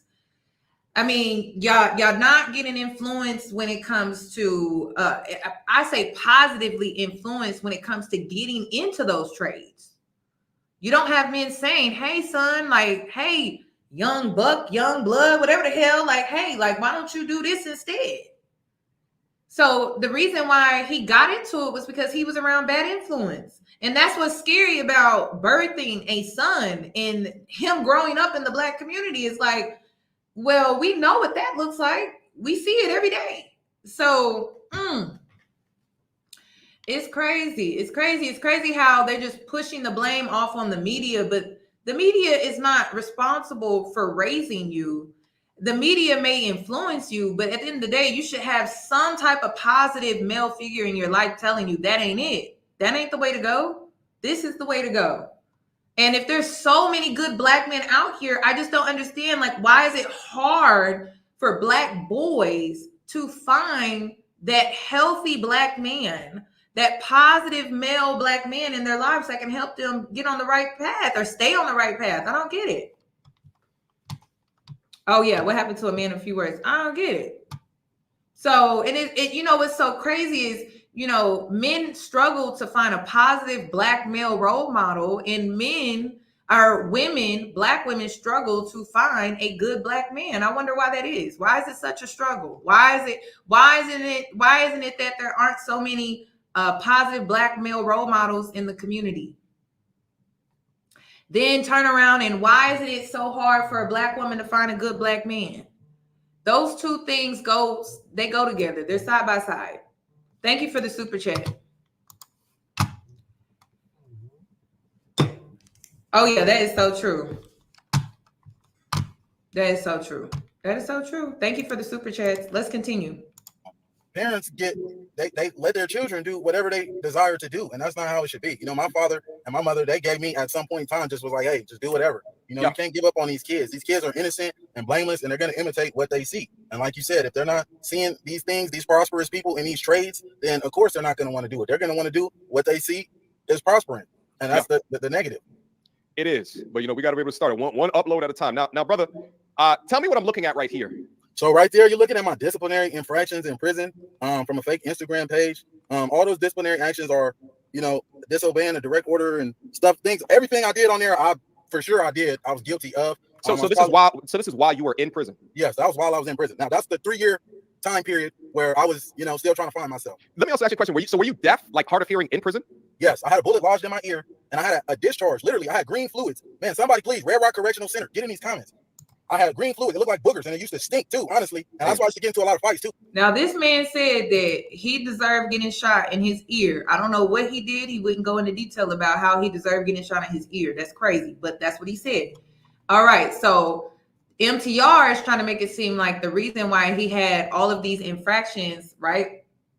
These write-ups while he was locked away was because he couldn't hear. So he brought all of this on himself. So why is the public supposed to give sympathy regarding the situation? I don't get it. Like, he brought all of it on himself though, and he openly admitted that. So why are we bringing this up to try to make it seem like he didn't do these things, but he did, or he had good reasons to have all of these write-ups, but did he? We don't know. Because guys used to play and startle me, like come up behind me and ride. And I'll get frightened and stuff because I can't hear. And I'll be, man, we gotta fight now immediately. Like, why are you playing? And it was a very depressing time in my life, you know, because I love music. I could not hear music. There was a lot of times I couldn't hear my own tone of my voice, and that's when I started to you know, getting very depressed. And I got out, and by the grace of God, I was able to have surgery and have my hearing restored. Wow, so you couldn't have surgery for the 3 years or 5? Was it 3 or 5 years that you were locked up? It was 5 years. They did try to give me surgery, but it was inferior care. They were telling me I was going to lose like, you know, 20% function in my face, and I was like, no way, I'll just wait. Okay, so let's go through some of this as well. So it says, so I'm looking at here back from 2017. So while you were in prison, so disrupting an institution count, resisting. Let me also pop this on the screen as well. What am I looking at here? Okay, so this right here, I did this in 2014 or 2013 maybe. This was affecting my job. These warrants have popped up for whatever reason. There was some disconnect, and I was released from prison, and I shouldn't have been released from prison because I had these warrants on me. So I'm out here, I'm conducting employment services, I'm doing everything that I'm supposed to do, and I was speeding after I had finished a service call, and the police pulled me over, and he was like, hey, you got a warrant in Oklahoma. And I was like, what? And I was like, no way. So I ended up going out there to Oklahoma. I turned myself in. I did 1 day in jail. I owed the courts, like, where it says violation of probation and all that.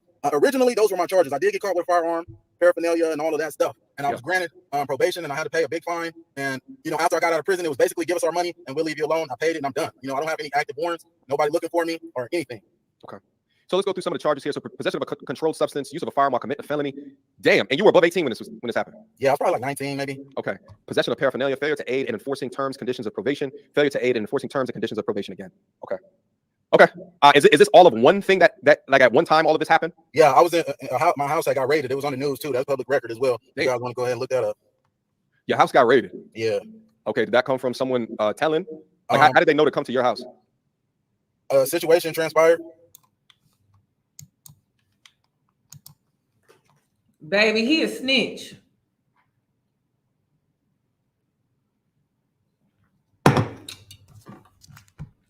Ain't that some red pill street code that you're not supposed to do?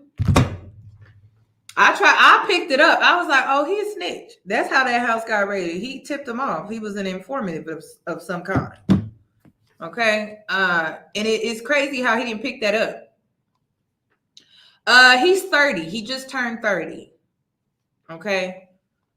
But I picked that up. I'm like, a situation occurred. What kind of situation occurred to where the police just randomly raid your house and you ain't do no real time for that? That's crazy. Because like I said, was it 4 to 10 years is what he was looking to face during this time at this point in his life, and somehow he was able to do just 5. So he got I don't know. Somebody said that's a hard 30. So I thought that was interesting. I was like, so he snitched. That's what he did. Which led to their investigation, and that's all I can say. Okay, that's fine. I don't want to spark anything else from you. You got enough bullshit to deal with currently. All right, so no, I can't incriminate anybody else. You know. So, yeah, no, I get it, my G. I get it, my G. Is there anything else that you want to say about this? And again, the reason why I wanted to bring these up is that these were posted publicly in an attempt to color your character in some way. Is there anything else that you want to say about your disciplinary record or anything else about this arrest record?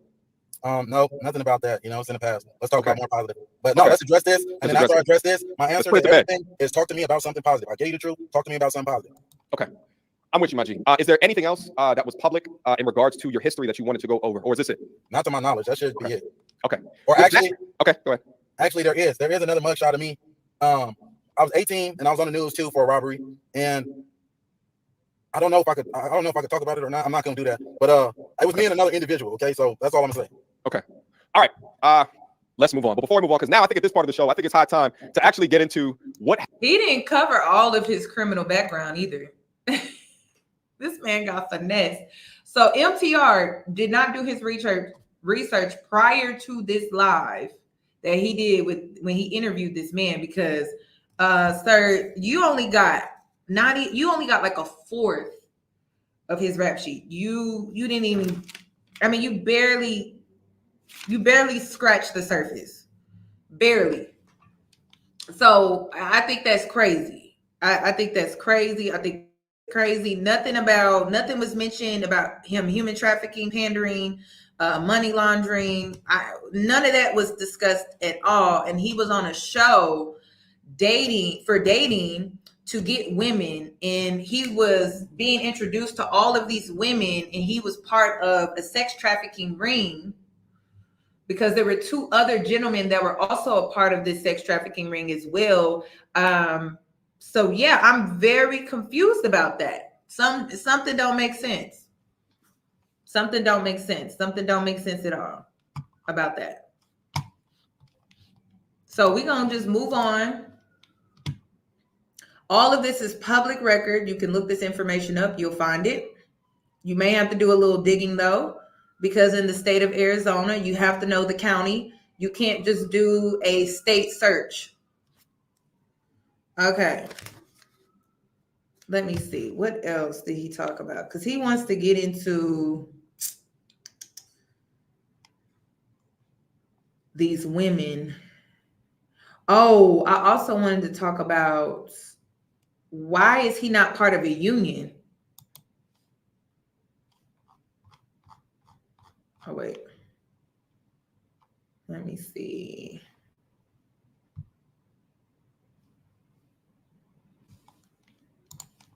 Let me go back.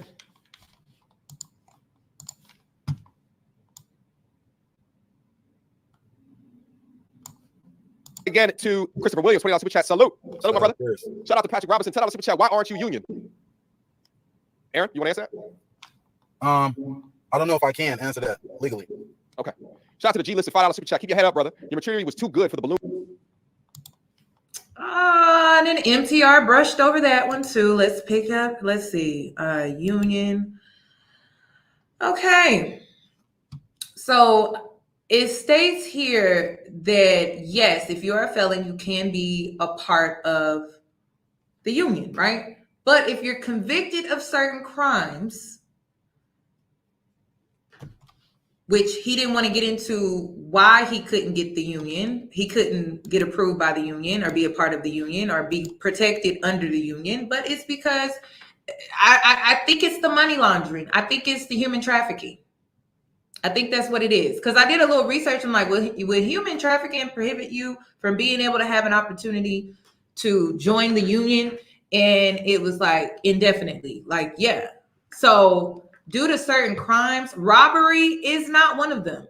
I know someone that committed robbery and he was able to get a union. He was able to get accepted by the union.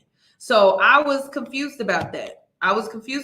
But I think the certain crimes he fits would be either human trafficking or money laundering, one of those two. I really think it's the human trafficking though.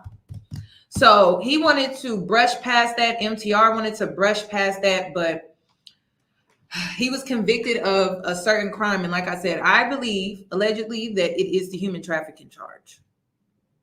So just wanted to throw that out there because I'm like, okay. That's interesting, but we're just gonna brush past it.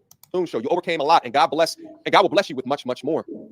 Shout out to MF Jones, $2 super chat. Half shout out to you, MTR. Love what you're doing. Shout out, my brother. Shout out. Shout out to Area 93. Talk about the process of becoming a plumber. Hey. Let's save that to the end of the show. Let's save this one to the end of the show. I want to make it through here. I want to get through the reactions. Shout out, my G. Shout out to Dwayne Allen with the super sticker. Shout out to Rob. Shout out to you, brother. I absolutely love how you held your ground on that show. Most men on that show just cater and suck up to women. Love how you said everything on this earth was made to serve men. Facts. Man. God bless. God bless you. Can I touch on that? Can we Go ahead, brother. Real quick? Go ahead, brother. I just want to say this. The other gentlemen that were on the show, you know, we got to stop doing this. We got to stop doing this. Seriously. That's why these women are you talking about the man who was like dirty like, macking? I'm talking to the men that I think, right? I'm not going to name drop or anything, that I think weren't being genuine and let these women know, hey, you're not qualified. You know, I don't like what I see. This is not the case. Stop lying to these women. You know, we have all of these men. And he's sitting up here lying to this man's face. A mess. The life around for better, but talking about your money on the internet is a cardinal sin for men. I agree with this one. We're going to talk about it. The real ones see the good in you. Keep your head up. MTR, let Instructor Mike on the panel. I'm not sure who Instructor Mike is, but shout out to Casual Germ for the $20. Go ahead, my brother. Later. Okay. Yes, now, the reason why I said something about money, now that was so funny. Everybody talk about he come on the Love Day show trying to go band for band. That was hilarious. Like, I wasn't trying to play big bank, take little bank or nothing, but I felt like I had to stand on business for the plumbers. Like, don't try to play us. You know, we protect the public health. You know, do you know how your life will be affected if cross-contamination happened inside of your home? Do you know how that you don't even have no idea? So no one popped a balloon for him being a plumber. There was no need for him to bring up that he could pull out $100K out of his banking account. He was just in his ego and he felt triggered and threatened because women were rejecting him. And so he felt like it was necessary for his manhood for him to bring up that he could pull out $100K out of his banking account that he probably don't even have. Okay. He probably don't have.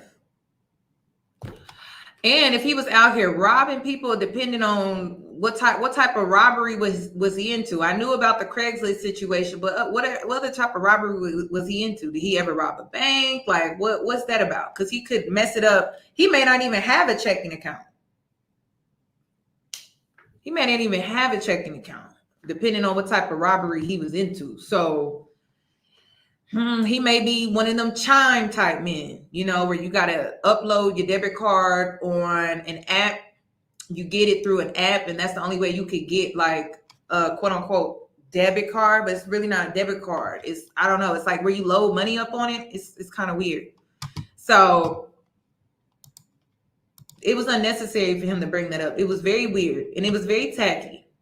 So don't try to downplay my profession. Okay. So that's all I was going with it. And another thing too, right? People don't think. You got to think for a second. If I say I pull out $100K in the bank, right? If somebody pulls out $100,000 out of the bank right now, I could have good credit. I could have an 800 credit score and be able to pull $1 million out the bank. But does that mean I'm a millionaire? Come on, man. Expand your horizon. That's all I will say. And I'm not broke. Talk to him. All right. So listen. So now we have the part of the show, and I think I'm gonna try to fast forward through some of these parts, but I wanted to get your in the moment reaction of what were you thinking as you were going online. Now let me ask you a question. Now, where is the show taped? Where's it taped? Yeah, like where is the show conducted? I don't. It was in like the state in Arizona. It was in Arizona. Okay. Yeah, it was in Arizona. All right. So let me ask you a question as well. So you're the last. He's very paranoid about where he is, like people knowing where he is. He's very paranoid about that. I told y'all that man is paranoid because I think he was out here snitching. Okay, I think he was out here snitching. That's why he's paranoid about people knowing where he is. Last person to go in this episode was that true in reality, or did they just put it last in the edit? No, I was last. Everything on this film from start to finish, there is no script whatsoever. The only cutout part, you know, when I was talking to the woman in the blue dress, the only part that was cut out was I told my car description. You know, she's been painting a false narrative too, saying that I cussed women out, and that's why I decided not to get back on LoveQuester as well, because I felt like I texted LoveQuester and I told them, you know, what was going on. They didn't reach out. Now, LoveQuester is the association that hosts these events, correct? The Pop the Balloon. Yes. Okay, just Pop the Balloon. You know, they didn't reach out to me, and I asked them, you know, because I'm on my mixtapes, and this woman is saying I was cussing women out and I was doing all of this. You're painting this narrative about me, destroying my public image, so I can't do plumbing. So I'm asking, please say something. Y'all know for a fact I didn't use not one derogatory term towards those women. So how could anybody say that I was disrespectful? Just because my approach may have been different than yours, that doesn't mean I'm right. That doesn't mean I'm wrong, you know? Yeah.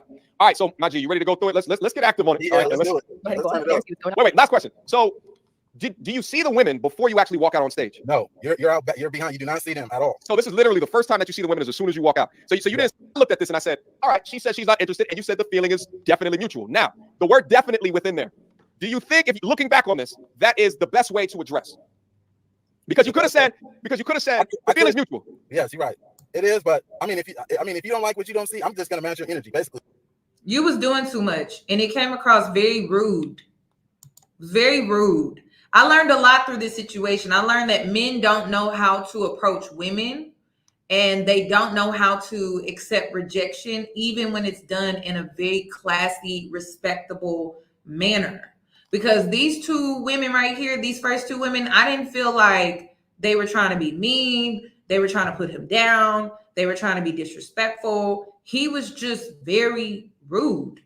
He was rude as hell. And that's why women started popping their balloons. They started popping their balloons because he was demonstrating that he was rude and arrogant. And he didn't have any manners at all. That's a turnoff for any woman. Any woman with some sense, it's a turnoff. And that's what I was getting from her, so I just returned it. Okay.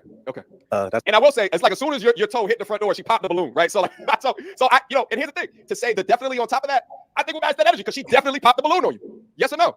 Yeah, but I would have popped the balloon on her too. Yeah, that's real. I think of all the ones, she was the not my type the most out of all the women that are up there. But let's keep going. Yeah, that's okay. Thank you. You did me a favor. Absolutely. Yeah. Glad you have a great day. Now you see when you said you did me a favor, the face of the petite, pretty young woman right here went aghast. Let's watch that again. Thank you, Queen. That's okay. Thank you. You did me a favor. Absolutely. Yeah. Glad you have a great Thank day. you. Also, Arlette, the host, her face went crazy as well. Okay. Now you said you definitely did me a favor. Any comments on that? So when I tell these women, you did me a favor, I mean, I don't mean to be disrespectful by any means, but brothers, anytime a woman does not want you, please remember that you are the prize and not her. She just did you a favor because she could have been manipulating you. She could have been deceiving you, having you take her out on all these dates, spend all this money, and then go home and lay down. Sir, what are you talking about? That's why I'm like, remember, ladies, I know I say a lot that women can be delusional, but so can these damn men. What are you talking about? You just created a whole scenario in your mind about why you got rejected, and it's simple. You're rude as fuck. Like, that's all you need. You're rude. You don't have manners. Work on having manners. Work on how to communicate better without being all hostile and stuff. Like, work on how you carry yourself as a man. My goodness. Like, I hope you don't walk into a job interview like that. So it's just crazy. Like, yes, you're making an impression, and this is the impression that you made, and it made women uncomfortable. You're not making it seem like you're a safe person to be around. You're making it seem like you're an aggressive person to be around. Nobody want to deal with that. Down with Johnny at the end of the night, man. And go into that a little bit deeper. Why is it that the man is the prize? Because we were created first. That was what God intended. I didn't create man. God created man. He made us first. He made woman second from the essence of man. And what I was writing something in prison one day. I don't remember all of it, but I was writing something and I was thinking like, why would God make a woman out of a rib, out of all body parts? Why out of a rib? And then I start like the rib cage is because the rib cage guards vital organs. Is the woman supposed to be the guardian of our hearts? That's what my mind started to think. But man was created first. We are masculine, and that's just the way it's supposed to be. Okay. All right. I respect it. Queen, you too. Okay. Well, let's go ahead. All right. All We right. gotta pop over here. We have your. That's what I'm saying. If a man with 7 charges in 7 states can be a prize, a woman with 5 kids can be a prize. A woman with 7 kids can be a prize. A woman with 7 baby daddies can be a prize. According to their logic, like, they sound crazy as hell. They sound crazy. They sound crazy as hell. They sound crazy as hell. So he a prize with 7 charges in 7 states. Then a woman with 7 kids is a prize as well. A single mother with 7 kids is a prize as well. With 7 baby daddies, if that's the case, hell, we might as well just go ahead and just play it that way. According to their logic, that's crazy. Like, what are you talking about? How is he a prize? We don't even, like, we can't, I wouldn't even trust this man around kids. Like, what are you talking about? What are you talking about? But okay, like, we seeing these men's mentalities for real. Like, it's just crazy. It's crazy as hell. Name and age and why you ended up popping your. Now, let me also comment on this. Now, when you went back over, all right, so she popped the balloon. You guys made direct eye contact right here. Now, We it's gotta the pop first over time in the here. video where I noticed We have. you're looking straight down up at her. Now, when you look down, like this, what exactly are you looking at? You looking at the shoes, the ankles? What you looking at? That is me all the time. When I see a woman, I'm scanning. Like, I'm looking at your cuticles. I want how many eyelashes do you have? I am scanning everything because I need to see, if you're qualified or you're not. And if you're not qualified, I'm not going to entertain. I'm going to act like you don't even exist. Right. Okay. So this is not you attempting to get ammunition to roast. This is just what you do. You look down at. So she popped the balloon. So you're saying to yourself, okay, what am I missing out on? So you do the scan. Yes. Because I approach women like that. I might look you up, hey, baby, say something slick, say something funny, just to get a smile about you and then proceed on. But that's me all the time. You getting that scan. Okay, so when you did the scan, in your mind, you're thinking to yourself, you're not qualified. Yes or no? Yeah, immediately. Okay. Of your name, age, and why you ended up popping your balloon. Hi, my name's Sarah. I'm 22. Okay. And why did you end up popping our balloon? The comment you made, didn't really, I like a more humble person. All right, now at that junction, the young woman over here with the under titty showing popped her balloon. You guys made some eye contact right there. Now, when she popped it, were you surprised? I honestly didn't think. I was just looking to see who popped their balloon. Yeah, my whole thing was, let me see if the girl in the pink pops her balloon. Okay. All right. Yeah, that was it. That was the only reason why I was looking. Okay. All right, let's keep going. That's the one that responds. So defensive-ish. Yeah, that's really it. I didn't really necessarily like. That's fine. Hey, I could just all I can do is be honest. Be honest. Be authentic self. That's okay. To find a match. To me, the most qualified woman in the room was just like, no. She seemed so wholesome and down to earth. She seemed like one of them women that would make you a nice sandwich after a day's long of hard work. And this is how you talk to her? That's crazy. That's crazy. Very feminine. Everything that these men claim they want, but she's not qualified because she rejected you because of the extra comment that you made when you ended up rejecting the other girl back. Like, come on. Like, that's crazy. That's crazy. Because, like, she's damn near perfect out of all of it. Like, listen, they could talk about a lot of different stuff when it comes to the other girls just based off of shallow reasons, right? But this woman here, like, what you gonna say about her? You can't say anything. You can't say it's her attitude. Can't say it's her tone. Can't say it's how she's dressed. You can't even say it's her hair. You can't say it's her nails. Like, be so freaking for real. So if he would have talked to her like that, I would have popped my balloon too after that, because I'm just like, oh, hell no. Like, how you going, the sweetest woman in the room, and this is how you coming? That's crazy. Like, that doesn't make any sense to me. That's, nope. Sure. That one match. 100%. Yes, ma'am. Sure. And she's someone that's your type?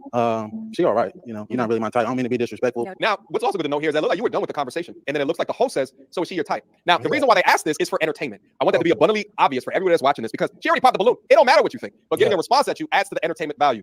Right or wrong? Right. But if I see you in public, I wouldn't reach out to you. Totally fine. Yes, ma'am. Thank you. All right. And we did get a compliment over here. Your name and age and why. And she has a really beautiful smile. Like, that's crazy. But let's see what else they have to say. You ended up popping your balloon. I'm Lex, and I'm 20. Now, okay, we got to go back. Hold on. Over here, your name and age and why you ended up. Now, are you looking at the tattoos on the kneecaps? I'm looking at the same thing, everything. I'm looking at the ash. Wait, you say you're looking at the what? At the ashy D's. I'm looking at everything, man, Not the E's, these were ashy. Man, yeah, like at the top. Yeah, no, bro. I think she had double tattoos, like right atop her kneecap. Oh well, shit, they looked ashy to me. Upon further inspection, there appears to be a need for a shade and a cocoa butter. I had not noticed that. I do think that I was paying a lot of attention. What the hell? Within that being said, It's always the ones that don't get women. I always know when a man don't get women like that, they're very nitpicky about normal shit, natural shit. Like kneecaps, really? Boobs that sag, really? I can always tell, like, they ain't never got women like that. They always nitpick every little thing that a woman got going on. That is natural, that they should be used to because they get women. And because they actually don't get women like that, it's like, I didn't know about that. And that's really for MTR. I don't think he gets women like that. Now, Aaron, I do. The Ninja Turtle, I think he do get women like that. I do. But these are two totally different men. Okay, two totally MTR. No, I can tell he don't get women like that. Ninja Turtle, yes, I can tell that he gets women. I can. I don't know how. Okay, but he talk a good game. He got that mouth. He a smooth talker. So MTR, no, I don't see it. So of course he think kneecaps, like he's picking this woman at the kneecap. That's crazy to me. Men don't be looking that hard at you like that. That's crazy. You're scanning down. You're doing the same thing. All right, which is your thing. I can't knock you. Yeah. All right, but let's keep it moving. Ended up popping your balloon. I'm Lex, and I'm 23, and I pop my balloon because I feel like you could be a tad bit disrespectful, like how you, like, I don't know, arrogant a little bit. Yes. Yeah, just that. Well, boys, Do you agree with that, Aaron? Are you arrogant or confident? I am the embodiment of confidence. Let them know. I feel like I feel like, I can have any woman. And even if I can't, I still feel like I can have you because I attempted. A lot of men. The lack of self-awareness for both of these men. If almost every woman in the room is saying the same thing, even the host is giving certain facial expressions when it comes to some of the things that you were saying, it's giving arrogance, sir. Learn how to read a room. If everyone is feeling the same way about your behavior, it can't be everybody else and then just me. Like, that's not how it works. That's not what it means. That's not what emotional intelligence is. It's not what being self-aware is. Being self-aware, you would know, like, okay, maybe I was doing a little too much. Come on now, that's crazy. But you got these men out here cyber slurping your antics and your bullshit because this was, he was humbling women. He was humbling women. Like, oh my God, I'm so excited about this. Oh my God, let me pull out my lotion. Let me get my sock ready. Like, he's over humbling women. Like, oh my God, this is like really turning me on right now. Let me pull out the lotion. So that's what these men were excited about. But listen, you in a room full of women and you did not score at all. Like, even Esther, she didn't even go home with you. You didn't score. And you were in a room full of women. That's sad. That says a lot. Let's stay focused on the mission here. The mission was for you to come in, get a woman, and leave with a woman. But you came here and you didn't leave with a woman. You left the set, but you didn't leave the facility with a woman. That says a lot. So come on now, like, that's crazy. That's why sometimes when it comes to red pillar, it seems like they be more into what the men are gonna say and not more about getting the girl, getting the woman that they want. They're more concerned about how they little crew gonna feel. It's weird. They more concerned about impressing them. But sir, at night you got to pull out that sock and you got to go get that bottle of lotion because that's the only way you're gonna get finished off tonight. That's it. That's crazy. Men, a lot of men don't have any confidence. It's been times where I'm in social settings with men that don't possess any, communication skills. I'm like, hey, bro, she over there looking at you, and the woman is beautiful. He's like, oh, bro, no, yeah, I don't want to. It's just right. okay. And it's scared because of her beauty. Yeah, even if you're not interested, just sharpen your tools, engage in a little conversation and see how it goes and see what comes out of it, But if you don't take a chance to advance, then how are you going to get anywhere? That's a bar right there. You don't take the chance to advance. How you going to get anywhere? Yo, you got podcaster written all over you, brother. Opinion is not arrogant. She asked me if she would be a good fit for me. If I like what I see, it's contrary to the truth. So that's all I can do is just state what I see. That's not a good look for me. That's all, Queen. But thank you. You did me a favor as well. Yeah. Okay, now, I'm gonna pause right here. Hey, look at Arlette. Wait, say it again. I missed it. I said, look at Arlette face. Right. Yo, her reactions. Yo, actually watching this video, is the first time that I've like really watched one of their shows. She's a fantastic host. Her reactions is hilarious throughout this. Now, within this being said, the first time that I watched this, I didn't notice this right here. I want to go back because large content creators, I've appreciated the reaction. My name is Kayla. I'm 23. Originally, I was not gonna pop my balloon because I know a lot of them popped it because he was being, I guess, arrogant. But to me, I like my man that's not gonna sit in every girl's face and compliment them. So I didn't find that offensive to me. But when they started what was going on, I'm very I don't want to say I'm argumentative, but I don't want my man to argue back with me because then I feel like it's gonna always be a problem. That was the only reason why I popped my balloon because I feel like I'm not argumentative, but I don't want my man to argue back with me. I gave my take in earlier videos. What's your take on that? My take is you shouldn't be arguing with your man. Period. If your man has shown you that he's a leader, you should not be loud talking that man. You should not be. You should listen. The queen's job in the kingdom is to advise the king. And when the decree comes out, I'm sure he didn't listen to the queen, because she's right next to him all the time. He didn't heard her out for certain. Right. But she's noticing the red flags that you're not a leader and that you create hostile environments. You created an entire set that was hostile. So how did you lead when your ass came up on the set? You didn't. You made it hostile for everyone, which is why the girls kept popping the balloons like, he's so aggressive. Oh my God. Like, he just negative energy, just a ball of negativity. Nobody want to deal with that. So because of that, that's a trigger of hers that if you talking to her crazy when she just saying something simple and just needs a simple response or a simple answer and you giving all that mush mouth, sassy talk, okay, all that extra, the only thing that's missing is you rolling your neck and pointing your finger.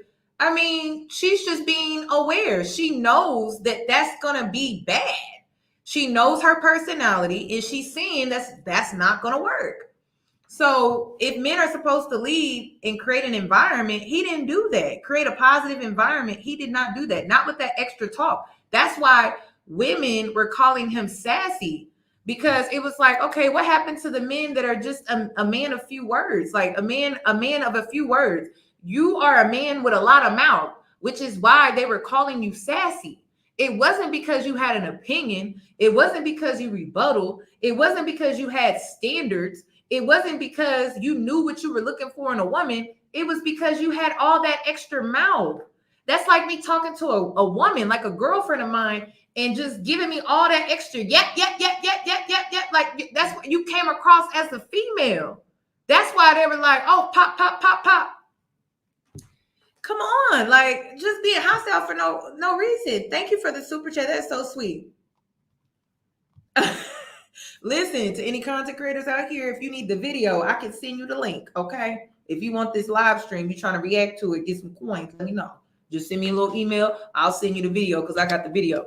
So just let me know if you want to react to it. But anyway, that's for me.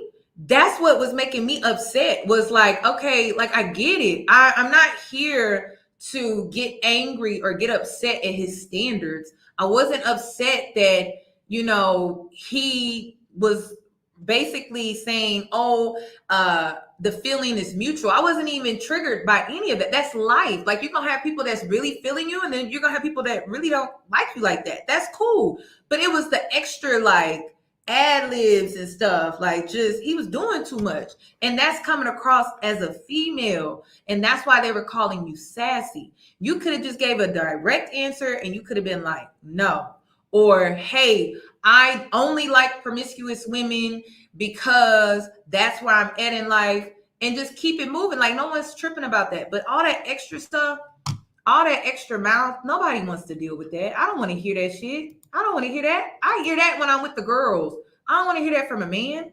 That's crazy. Just say no, say yes, give your reason behind it, and then just let it go. But that extra stuff, man, it's too much. That's how women act when they're passive aggressive. That's too much. He could have made his decision based on her input as well. Yeah. Yeah, and I always tell my G's that as well, is that as the man, you are the leader in these relationships. Do not look for this equal half. No, you are the leader. Now, you have to get the tool set necessary to be a strong leader, because she has to rely on you to make major decisions within both of y'all lives. At the same time, you can have conversations about things that don't go up to yelling and screaming back and forth. You do not want a lifestyle like that. Nope. You do not want a lifestyle like that. You'll wake up each and every morning bickering back and forth and wish that you never got married to that chick. But at that point, she already got the ring. You already made your decision. I see a lot of young men who. Oh my God. I gotta move on, because that you know, they're trying to call Esther a gold digger. And you know what? Let me just go ahead and say it. Esther was looking for the bag. I hope she was looking for the bag. I do. You want to know why I was hoping she was looking for the bag? Is because I think she peaked game just like the other girls peaked game. They knew that this man wasn't shit, and so she was like, you know what? But let me try to get a bag out of the situation. I think that's what Esther was on, and she got game. She got more game than MTR. Okay, like MTR and Esther, like if they were a thief, like Esther would swindle the hell out of him. It wouldn't be hard. It would not be hard at all. It would not be hard at all. So yeah, I think Esther was like, oh, let me finesse, like he ain't shit, but let me at least try to get something out of him. I think Esther was on that type of time, but I don't know. I hope so though. I do. Because once women peep that you ain't shit, like in 2024, they're definitely finessing. Like once they find out that you ain't shit, they're definitely finessing. They're definitely on some finesse. They're not taking you serious. They're not looking for a commitment. They're not looking for a father for their kids. They're not looking to get married. They looking to see what you gonna do for them this summer so they can have a good time. That's what they looking for. They're not looking for nothing else. So I think that was Esther's game plan. Not a bad game plan, but me personally, I'm just a little more seasoned. I knew that he didn't have no money, and I could just tell by his shirt. I could tell by the shirt. The shirt gave it away. Okay. Thank you, ladies, for the super chats. I can just tell by the shirt. But Esther is 23, you know, so she's 23. She didn't peep the shirt, or maybe some other signs that was given that he didn't really have it like that. But as a 32-year-old, I'm like, girl, he don't got it like that. I'm sorry, he just don't. But let's continue, because let's look at some other who are living in an old man as well. Who are living in timestamps. It's cheaper to keep her type of mindset. Yeah. And it's just so sad to see. It's just, we all got one life to live. Why live a life where you are not your most joyous and your most happiest? Why? Why give in to a woman that is soaked in this poison that is feminism within her mind? Why go for a woman that's not looking for you to be a leader? Why? It makes no sense to me. So when she says, I don't want my man to argue back, what? Immediately, red flag. If I had never seen a red flag, that is a red flag. Red flag almost as long as this strap on top of this young woman that is holding up the mammary glands. Let's keep going. Just like, dang. But then with me, you kind of got a little bit catty with me. You a little sassy. Just she wants a man that is solution minded because she knows herself and she knows that's a weak area when it comes to her self-development. Like, don't you think it's smart for her to get with a man that is more solution minded, that is all about conflict and resolution, not, oh, let me escalate the situation? I'm sorry. Like, we all have our triggers. We all have things that we're trying to work on. Don't you think that that was part of her self-awareness? She's choosing better. She's already seeing like, oh, this is probably going to be a bad mix. I don't get it. I don't get it. Listen, I'm not into that finessing, but some of the young girls are, and Esther's 23, so I could see where her mind was at that time. And these men are butthurt that they feel the most attractive woman in the room was trying to finesse. They mad about that. They mad about that. I saw that. I was like, how are you mad? She got options. Okay. Is it?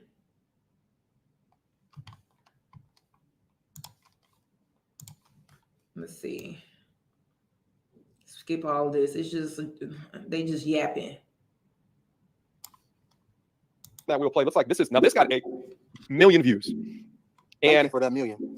Let's go. That's what I thought. All right, now that we opened the can of worms, let's go ahead and talk about part 1 of Watch Who the Fuck You Date. So his name is Aaron. Aaron is my ex. We dated for a few months and it didn't last very long. And let me tell you why. He is like insane. It's like he has that little person talking to him in the corner of his shoulder at all times. Like he's making up constant stories in his head about like that I'm cheating on him, that he's got to watch his back, that I have guys in my apartment at all times, and that I'm cheating while I'm at work. When I work in a clinic full of women, by the way. So let's take it back to the beginning. So again, we met. I lived in Arizona. He lived in New Mexico. And he said, oh, I have a friend that lives in Arizona. I was actually just there. I was like, oh, dang. Well, whenever you're down here again, let's grab dinner or whatever. He's like, all right. He ended up coming. And his plan was to end up moving to Arizona anyway with his friend, right? He ended up at my house so much anyway that I was just kind of like, I mean, you kind of already live here. His clothes was there, everything. So I was like, okay, just, that was my mistake. So my mom ends up making dinners for us all the time. We're Mexican. We make huge dinners. All right. It's a lot of babble talk. So what is she saying? Is she saying that you moved in with her? Yes. Okay. So what happened? Like I said, I was coming out here already. I'm a plumber, so I travel. I'm state to state all the time. I have connections, good relationships with contractors where I had the ability where I can do that. So I was planning on moving out here to Phoenix anyways. The plan was to stay with my friend until I found my place and file for the lease and did all of that. So due to things that were transpiring over there, I ended up staying with her. She thought it'd be a better idea. I did not have my license at the time, but I was studying and I needed to focus, so I could get my license and increase my pay. So I ended up deciding to stay with her. Yes. Got it. Now, did you ask her or did she offer it to you? Like, what was that conversation like? No, honestly, it was the sex, man. I'm just saying, that's all it was. And then she just didn't want me to leave. Didn't want me to leave from her side from that point. From the first time that we had sex, she did not want me to leave from her side. Like, we went everywhere together, did everything. And the only times, we'll be away from each other is when she went to work or if I went to work. Okay, so essentially, she offered to you that come and stay with me. It'll be easy for you while you're doing all your licensing stuff. It'll just be easier, and then you accepted. Yes, I accepted it too, because I know, and in my mind at the time, I'm thinking I'm dealing with a wholesome woman due to the manipulation tactics she used on me. But I know, being with a wholesome woman is the best thing for a man that comes from my lifestyle. A woman to keep you in the house will keep you out of trouble. So that was my thought process. Like, okay, maybe it's time to start a family and stay out the way, because that's what I've been aspiring to do this whole time. I come from a broken family, and I've always wanted a tight family unit, and that's my problem. They dangle that over my head like a carrot, and I'm right there trying to bite it. Got it. So she's trying to also paint you as a person that hears voices, that has something on his shoulder. She's trying to paint you as crazy. Now, is she leveraging the pop the balloon or what some people thought your demeanor as crazy in order to kind of concoct this story? And if not, explain that. Like, what are your thoughts on that? I just don't understand, like, how people don't think logically, okay? You see all my mugshots, you've seen everything, but there has not been one mugshot for me doing anything to this woman. So I have to be the world's coldest criminal mastermind for me to be doing all of these allegations and just getting away with it. Like, I don't have white privilege. I'm a black. So just because you didn't get caught, we are supposed to believe that you didn't do what she's claiming you have done, and several other women are making the same claims? So isn't that what's logical? Okay, we have a man here that has a rap sheet. He has 7 charges in 7 states. And there are women coming forward, one who filed a protective order back in 2022. That's the most recent situation. What do you mean? Like, I think we are being logical. I think women are being logical about it. I don't think that we're being irrational about this at all. I think we are being logical about it. We don't know you. We don't know you. And if going off of your character, the character that you've demonstrated to the public has landed you in jail and you have a rap sheet. So it's like, what are we supposed to go off of? We don't know you. That's weird. Man, they gonna slam me under the jail for anything I do. I was born with 2 strikes against me. So you're telling me I'm outsmarting law enforcement, doing all of these things to these women? Come on, man. So essentially what you're saying is that if your criminal lifestyle and activity prior to reading her, if you got found out for doing that and guilty for doing that, then why would not the law as well? Why would you not be in jail for domestic violence? Why would you not be in jail for stalking? Why you don't have is there any stalking within your arrest record? Your warrants? Nothing? No crimes against women, no crimes against children. Okay. So and so MCR, like I said, he didn't do his research. He did not do his research. So he didn't look into what his charges were. And like I said, human trafficking, pandering, money laundering. And he also had a charge for prostitution, housing. It was like something along those lines. I forget what the actual verbiage is. But he had a list of things, y'all. Like, I'm not making this up. Like, just go look it up. It's public information. If you want to go look it up, go look it up. Okay, it all went down in Maricopa. I think it's called Maricopa, Arizona. Maricopa County, Arizona. Okay, go look it up.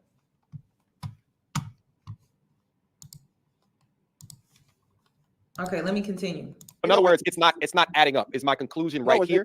It's not adding up because obviously I'm not a good criminal because you see all the charges I get. Every time I do something, I get caught. Right. Yeah. Come on, man. Yeah. It doesn't seem like you had a history of doing things that you didn't get caught for, right? Like so within that, let's just keep going to reaction, Maji. And the first time he went, he met the family and everything was cool. But when we left, my mom called me. She said, "Are you okay?" And I said, "What do you mean? Am I okay?" All right. Okay, sorry. All right. Now that we opened the can of worms, well, whenever you're down here again, that's great. All right. God damn it. All right. Now that we opened the can of worms, let's go ahead and talk about part 1 of Okay, what. So his name is Aaron. It's like, so my mom ends up making dinners for us all the time. We're Mexican. We make huge dinners. And the first time he went, he met the family and everything was cool. But when we left, my mom called me. She said, "Are you okay?" And I said, "What do you mean? Am I okay?" She said, "Well, I see something in his eye, like he wants to hurt you or like he wants to control you. I don't know how to tell you because I don't want you to think that I'm crazy, but I'm just telling you to be careful and really think about if this is the guy that you really want to be with." And I was like, well, I mean, it kind of is already in motion, it's already happening. So then my mom invites us over for dinner again. I think it was the next day, and we played loteria. And I guess he was just like, "No, I don't want to go." Like he started little by little, and not wanting to be. Okay, I have a question. A man was out here pimping women and human trafficking women. Would you have this man around your children with a history like that? Serious question. Because at some point you got to use your discernment. It's not always about what someone can prove. At some point, you got to make a judgment where sometimes you can't always prove it, but your safety, your kids' safety. Like, what is wrong with people? Y'all sound crazy. He's already been convicted of these things. So would you have him around your children or not? It's a yes or no question.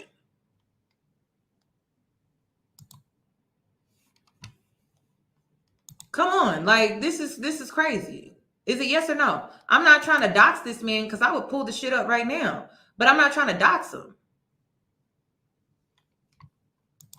It would not be wise of you to have someone around your children when you don't know him like that. She only knew this man for like 4 weeks. They was in a situationship. They wasn't in a relationship. Soon as they met off Facebook. Yeah, Facebook dating. That's where they met. They met off Facebook dating. And she had this man around her kids. And it immediately he had already moved in. She admitted to that. No, that was a lie. He made that up. She didn't lose custody of her kids. She talks about that. We're going to get into that. Right. That's crazy. So come on now. Like that's crazy. I would never take that chance to have a man like this around my kids at all because I don't know him. I just met him off Facebook. That's crazy. Around my family. And I don't know if you noticed that my family didn't really like approve of him or whatever. What's your response to that? Did you realize that the family was kind of against you? Now, let me say this. That is a total lie. Okay, I'm gonna upload these pictures. I love the Hispanic culture. You know, people think I'm weird at it because I wear cowboy hats. I got nice gator boots. I like wearing big belt buckles and stuff. You've been like down to that. Mexico a lot of times? Yes, sir. Went down there a lot of times. So when I went to her parents' house, you know, they were impressed. Like, wow, my right hand to God. God struck me with the toughest plague if I'm lying right now. They were like, man, he is so handsome. We want.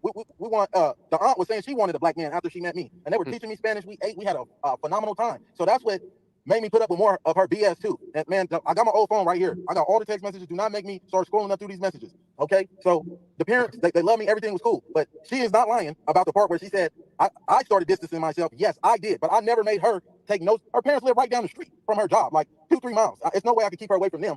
But she is not lying when she said, wait, what did she say again? She said that you started to distance yourself from her family. Yeah, I did distance myself. Okay, why was that? There was, I came to the understanding that there was no talking to the parents. The parents did not comprehend logic, okay? I caught their daughter texting another man sexually, and I was getting ready to leave her, but I was in a catch-22 because now I already have feelings for your 2 kids. Her kids came to me for everything. She didn't even have. Oh wait, she has 2 kids. Yeah, she has 2 kids.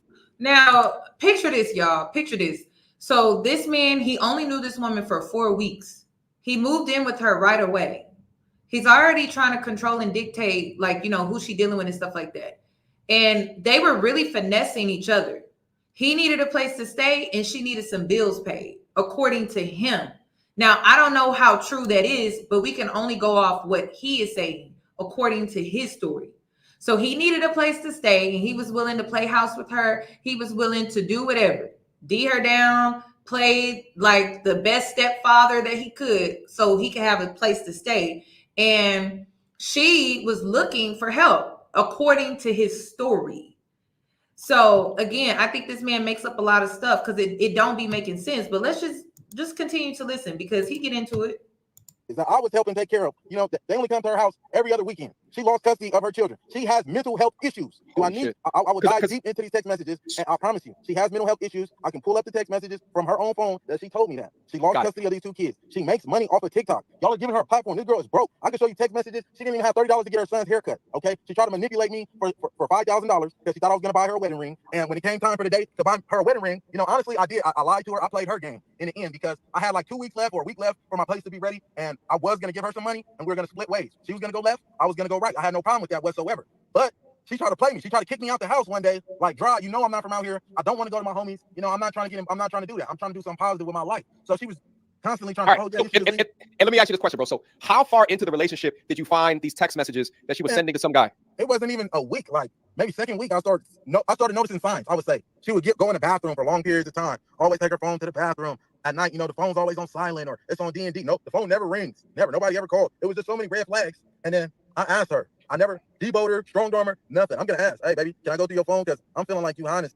This is within 4 weeks. They've only known each other for 4 weeks, y'all. 4 weeks. That's obsessive as hell. Like what? Something from me. This don't have nothing to do with me being insecure. But I'm asking you. Aaron, let me ask you this question. So if you started to identify these red flags early in relationship, first of all, she had 2 kids, right? Yes. That for me off strength means that you're not qualified. Yes. But you still qualified her. You identified that she lost custody of her kids, right? And she had the kids every other weekend, right? You understood that, right? You understood that she took her phone into the bathroom and she might have been doing like weird things. But you continue the relationship with her. Help me understand why. You're right. And that's another thing I was telling y'all. I let my emotions supersede my intelligence because I see the potential that we have. You know, we did some positive things together, and I let the little small positive outshine all the negative. You know, we were going to the gym. She would cook. She would get up. You know, she would make me coffee every morning. She didn't clean, but she would make me coffee every morning. You know, she did little things that I did like, and I got attached fast, man. I'm a Cancer. I can't. I know it sounds crazy, but I'm a Cancer too, bro. And I haven't been in a relationship in 20 years, but that's neither here nor there. I don't really beg with this astrological shit. Are you a June Cancer or July? I'm a June Cancer. Oh man, they gave me.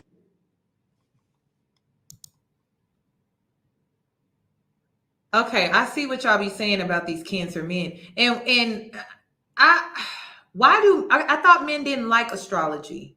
I thought y'all didn't like zodiac signs. It's interesting how they use that 20 years, and that he thinks that's a red flag. I thought they didn't like zodiac signs. Why they liking zodiac signs all of a sudden? I thought that's not alpha man like. I thought they don't like that type of stuff. I'm confused. Okay, that's crazy. That's a mess. Hold on, let's switch gears here because they keep talking about this woman like she don't got custody of her kids. Hold on. Okay, let me pull up the video that I have because I think she talks about it here. Of dating the pop the balloon game buff guy. I'm just gonna answer some questions that you guys have been asking in my chat that I haven't had a chance to answer because I actually work a full-time job and I'm a mom. That goes with question number 1. Did you lose custody of your kids? No. Their dad and I share 50-50 custody. He likes to talk shit because I don't have full custody. Everybody is entitled to their own opinion, but their dad is an active father and I'm an active mother, so we share 50-50 like we should. Number 2. That's crazy. He just made that up. He just made that up. His sign is a Cancer. I know you guys have been asking. Number 3, I had nothing to do with him losing his job. Just because he scooped really low into a petty level and posted my kids on his TikTok and posted my phone number on his TikTok after I messaged him saying, do not involve my kids and take it down, he went and posted the video. My side of the story went viral, but I'm not the only one. I just had the platform to tell my story, but there is at least 6 other girls with the same exact story. So I had nothing to do with it. Number 4, just because you're gonna scoop low, I'm not gonna scoop lower. Well, all right. Let's get back to the video. That was her responding to those questions. Go back. Hey, but listen, bro, listen. So do you take, I don't want to get back into the reaction because she has some wild claims in here that I want you to address. Do you take accountability for your choices and not recognizing the clearly red flags within the situation and making an emotional baked decision? See, that was your old life. Your old life was being soaked within your emotions. But the logic of the situation. He needed a place to stay. He not thinking about red flags. He needed somewhere to live. That's why I was saying, y'all, in the beginning of this live, I was like, does MTR know, does he know what it means to be in survival mode, to survive? He needed a place to stay. He not thinking about red flags. Like, he needs somewhere to lay his head down at night.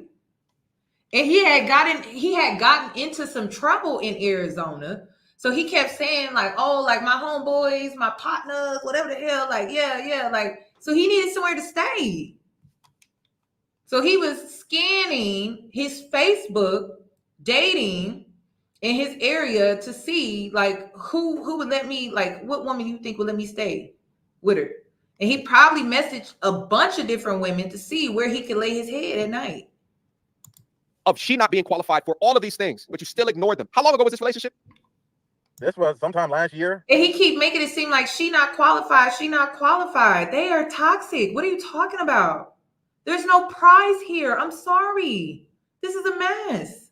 They toxic. They both need to work on themselves. Like there's no prize. Just self-work. I don't get it. Okay. And how long About a year ago? And how long Almost. after you met her did you move in with her? I'm saying we moved. The first time I seen her, I never left. Jesus. That's where we went wrong. We had a good ass weekend, and we. I don't know. On that weekend, did you take it down that weekend? Did the good sex start that weekend? Yeah, it started immediately. Shit, right when I walked in the door. So she qualified herself. I think it was the vibe for me, more of the sex, more than the performance and anything. It was the vibe. Okay. I had to address these things, and I got to give you some pushback, bro, because I tell the dudes on the platform, you are the decisions that you make. Yeah, and this would right. sound like a dumpster fire before you even moved in. You're right. And moving forward, you know, that's why I disqualify him right away. I'm well aware.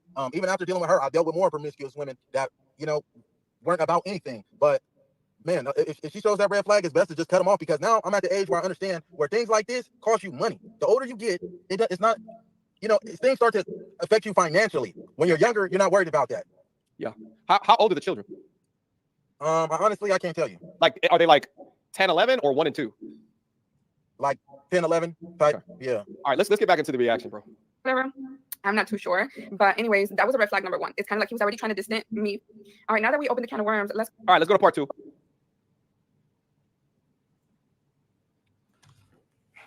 Okay, why is it not playing? Somebody said clueless turtles. All right, now that y'all mess. Am I tripping? Is this not a video?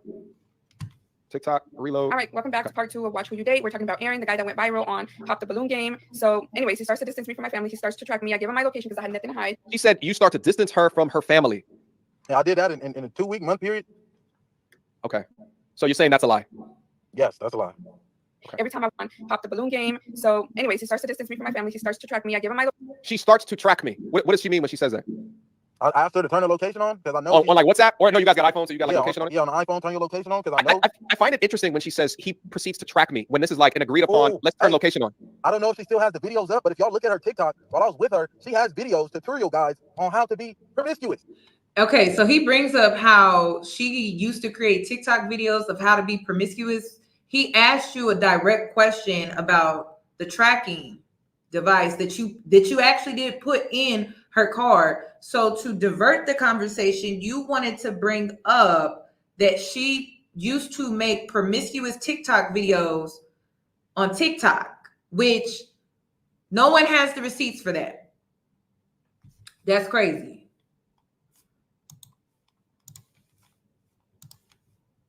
How to hide things, text messages. Look at her content. Look at her content, man. I promise you. She has this on her TikTok. While I was with her, that's how I was learning about these, how to send text messages off notes. You know, I was in prison. I didn't know nothing about this till I met her. She had whole tutorials and guides and stuff about how to hide a text message and how to do this. And let's see if she deleted it off her page because they certainly on there. If you really watch her content, you can tell like this is a promiscuous woman for certain. Dog, that's absolutely crazy. If anyone can find this for me, send it to me on my Instagram. Send it to me via email.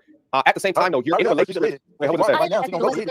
Well, I texted him 5 minutes ago, but said active woman ago. 5 minus 1 equals 4 the streets. Trash. Come on, man. So but at the same juncture, my G, you're in a relationship with a woman that's making how to be a thought content on her TikTok. True or untrue? Yes, true. Okay. So why at that point do you not say you are unqualified and get out of there? He needed a place to stay. She's telling me I never dealt with a woman that does no TikTok or no, had no real social media presence like that. So I wasn't really tripping off of it. I was just like, she would always get TikTok. They send her stuff, like all that little makeup and little whatever you see her, they send that to her for free. So I was like, okay, maybe she make a bag off of this. But then, later on down the road, I'm like, she don't even really make that much money off of TikTok. Like she's super broke. And I promise to God, strike me if I'm lying right now. I had this woman write down all of her bills, right? All her bills, all her. Ladies, when a man call you broke, what does that mean? What does it mean when a man calls you broke? He want to spend your money. That's what it means. When he call you broke and he keep talking about how you broke and you ain't got no money, you broke, it's because he trying to spend your money. That's why you should get scared when they be like, oh, you big money.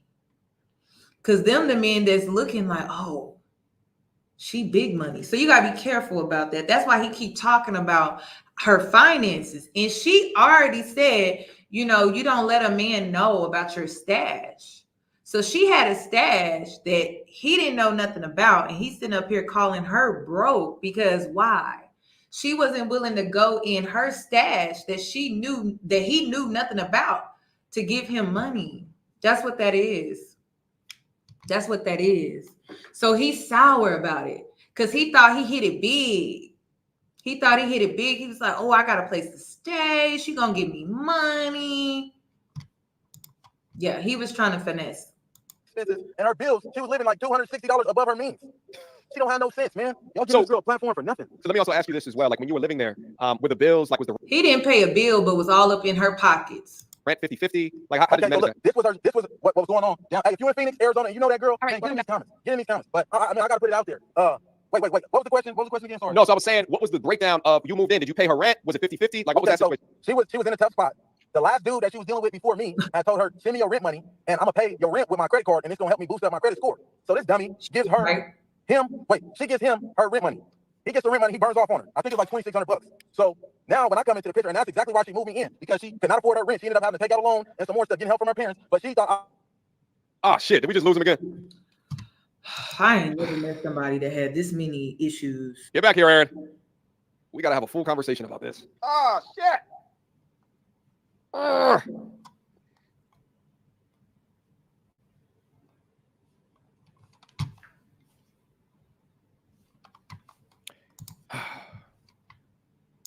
Get back here, Aaron. We must finish this conversation for the people. This is getting interesting. I ain't gonna hold you. Some of the other questions that I want. Yes. So he was gonna pay on his credit card. Yes. And then so she gave him the money. She said, "Oh, okay, yeah, just take my money so you can improve your credit card because I'm a writer." And then he said, "Pew, "See you." Fumed on her. Then after he fumed, she tried to bring me in the picture, and I was helping her, with her light bills. I was paying for the food and things of that nature. But she was always asking for money. So when we upload these receipts, the world can see. She was always asking for money. Every conversation that we had, every day, it always ended up being about money. And I had to always tell her, like, stop talking to me about money. So I was just trying to prolong the situation so my place, was available. So I didn't have to go back. So he was staying with her and he was living somewhere rent-free as a qualified man, right? And he wasn't trying to do anything. He wasn't trying to pay her at all. He wasn't trying to help out any type of way at all. She gave him a place to stay and he got an attitude anytime that she would ask him for money. That's crazy, y'all. Am I getting that right? To California. So okay. Let's keep going. This is part 2. Let's keep going. Back to part 2 of Watch Who You Date. We're talking about Aaron, the guy that went viral on Pop the Balloon game. So, anyways, he starts to distance me from my family. He starts to track me. I give him my location because So she's using words here that say that you are controlling, you are egotistical, you are a predator. She's using those words. But again, you said that so you're saying that you agreed together to turn on both of your locations for each other. Yes or no? Yes. Okay. So she's just using words in order to demonstrate that or shit. She's using those words. She's using those words. You mean because that's what happened? That's how she felt? That's how she was being treated? But listen to how he said she's using these words, but then listen to what he admits to. Or make you look like a monster. Yes. Okay, let's keep going. I had nothing to hide. Every time I would walk by the window, my location would show that I was outside. So he'd call me like, "What are you doing outside? Who are you messing with at work? Why aren't you working?" Like that controlling, right? Then would you call her while she was at work as she walked outside? Is she correct there? I have before, yes. Because she's supposed to be at work, right? But her location, she's in an apartment complex on the other side of the town. So I'm like, what the fuck are you doing? Whose house are you at? You haven't took me to no 4 weeks. He doing all of this in 4 weeks. Apartment complex, and it's on her lunch break too. So I know you over there getting jiggy. It's real. As a masculine leader and a protector, if I see that my lady is somewhere else that she's not supposed to be, I've never done the location share thing before. But if I would, and I see she's somewhere else, is she getting kidnapped? Is where my mind would go as well. Yeah. Could be a possibility. Let's go. he starts doing pop-ups at my job, and it got so bad because he would show up in his work truck while he's supposed to be at work at my job that my supervisor had to keep watching me. We had to basically everybody had to walk me to my car after work to make sure that I made it. And the girls would text me, "Hey, did you make it?" Again, it's a clinic full of girls. So that was a red flag number 2. And then one time I walked outside to the cafeteria and he calls me and he's like, "How did I know you were outside?" So that in my head was like, circles already turning. I go to my car to see if he put a tracker because he is capable of doing some shit like that. Okay, before she gets into the tracker. So were you also popping up at her job randomly? Hell no. Why didn't anybody call the police? Early on, you tell me early on in the relationship, I'm doing all of this. Come on now, and nobody called the police. These girls are having to walk you to your car every day. You're that fearful. You're that frightened. Why did you stop advocating against me then? Why did you stop pursuing justice if that was the case? Why? There's no police report. Ladies, I hope y'all start calling the police because he really egging y'all on to call the police. Start calling the police and filing a police report. Because he really standing on that. Like, well, nobody called the police. Nobody called the police. That don't mean it didn't happen though. And if there is a police report, for those that don't know, you can't file a police report without somebody knowing. You can do that online. No crimes have been presented against me. I've not been taken to jail. I've in fact met up with the police in regards to this matter. It's funny how there's never a police report for these wild TikTok accusations. Isn't it funny how that happens? It's crazy. And then the whole world just takes it and runs with it because it sounds good. But you did me a favor. Thank you. 1 million more people got to see my face because of you. Yeah. So again, you were not popping up at her job unannounced. No, I came to her job one time while I was on. No, I finished the job and I had to pass the hospital and I told her to come outside. Now, one time he popped up at her job in 4 weeks, in a relationship of 4 weeks. So far, this man has admitted that he would call her. He knew where she worked, but he only admits to popping at her job once. Come on. Plumbers. If you see my face right now, man, I hate I have to even do this to myself, but I went to work. I caught her in the car with another man. In the parking lot. That's why she's saying, "Oh, he's great." No, because I caught your ass. And then I went to work devastated. Went back to work. Everybody I was working with seen that shit. Everybody. This woman is painting this false narrative. Bro, y'all know firsthand when I came to work how sick I was. Man, somebody say something for real. And if you don't believe me, I don't care. But she clout chasing for real. And you have receipts to show that she cheated. Oh yeah, I sent you receipts. Yeah, we're gonna go through them. Let's keep going in the video. I couldn't find anything. And then he pops up on my job like, "Don't break up with me, don't do this, I'll change. I thought I was gonna catch you doing something." And I was like, "How did you know I was outside?" Right? He said, "I put my extra phone tracking you in your car and I left it on record because I was expecting to record you doing something, as in cheating on me or messing around in your car." And I was like, I was done. After that, I have never heard of a smartphone in the car. Like, how long would a smartphone stay on? Those things are gonna overheat after a while. Is it true that you put a smartphone in the car and you press the record button and just threw it back in there? No. Okay, blatantly, she's just making that up. At a in there. Yes. She's making that up. Okay. Come on, let's talk about it. I'm trying to see how I can answer this. All right, I did. I had a phone.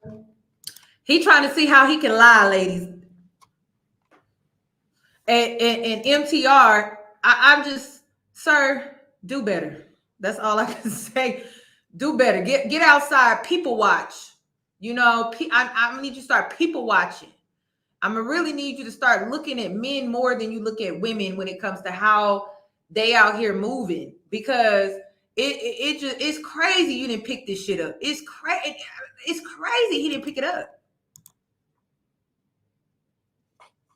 Man, I don't know how to answer this, honestly. I don't know how to answer this. But no, I didn't put no smartphone. I did have another iPhone that was in her car. I have 2 phones, okay? Aaron. No, listen. Let me break it down to you. I had 2 phones. One phone I do plumbing with, right? The other phone is my personal phone.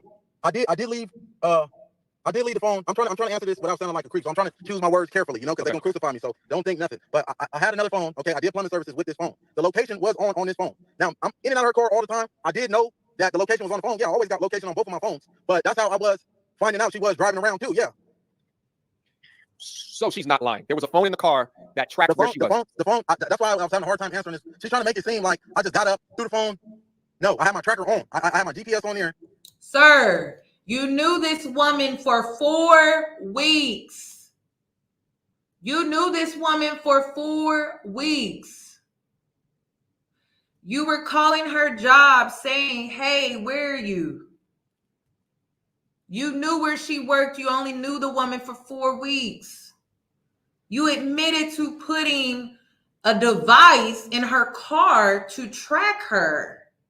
You confirmed her story, period. Okay? That's weird as hell. That's weird. That's scary. You just met a man 4 weeks ago off Facebook. Think about, I'm painting the picture, the full story. You met this man 4 weeks ago off Facebook. Y'all been in this situationship. He's already possessive as hell. He already moved in with you. He's not trying to pay bills, but he need a place to stay.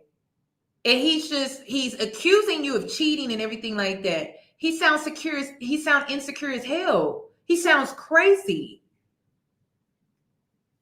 The interview would have had to end after this. Like, what? He just confirmed her story. Like, what are we talking about? That's why MTR took that video down, because it's just like he admitted to it. He just admitted to it. He admitted to calling her when she would be getting off work. So he knew. He could have been watching her. How do we know? We don't know this man. But he admitted to putting that device in her car to track her. That's weird. That's not normal. And he only knew her for 4 weeks? And I remember we had an argument about me leaving the phone in there, yes. That's with the GPS tracker on there. She said, yeah. And I lied. Okay, yes, okay, I lied to her. I told her I did an airdrop and left the phone in there, but I don't even know how to do an airdrop. But honestly, yes, the phone location, my location was on. I know she was cheating on me and stuff, so I did. If it sounds crazy, then fuck it, man. Whatever. Aaron, I appreciate you telling the truth. I was in love, man. It sounded like a simp, whatever, man. Fuck it. I was in love. That's what happened. Hey, listen, bro, listen. I think it's wild. In love in 4 weeks because he needed to have a place to stay in 4 weeks. He was in love. That was his reason. That's a stalker. You're in love with a woman that you just met 4 weeks ago. Like, it's giving stalker. Like, this is a Lifetime film. Like, what are we doing? This is some Fatal Attraction type shit. And he just confirmed it. Wild to me that you were tracking who you described as a 304. Because on one side of the coin, you're saying she wasn't shit. She was unqualified. And do you see how MTR is just on this red pill bullshit and he can't even see how this man is playing in his face? He's still trying to make it about red pill talking points. Like, you saw the red flags. She was a 304. This man is a whole psycho. Like, what are you talking about? Listen, throw the whole couple in the trash. Okay, they're toxic and weird. Okay, there's not an innocent person here in this situation but the children. Like, what are we doing? I can't believe this, y'all. Like, I'm just like, really? He was so focused on his red pill agenda that he couldn't even stay focused on what he just said and like process it. All of this receipts and data to show that, like, personally, bro, I would have touched her with a 20-foot pole. I wouldn't fuck it with your dick, for me personally. But you began to track. She must have had the Super Saiyan Ultra Instinct insides. And these are the men that are supposed to lead us to where? You can't even discern a situation. How are men supposed to protect us if this man just admitted that he was stalking a woman that he met off Facebook 4 weeks ago. Then there are 6 other women that have came out admitting, hey, he did the same thing to me. Let me see if I got it pulled up. Look at this man. This was another woman right here. Okay, this woman on Facebook is claiming that he's threatened my life 3 times and is contacting me from multiple phone numbers.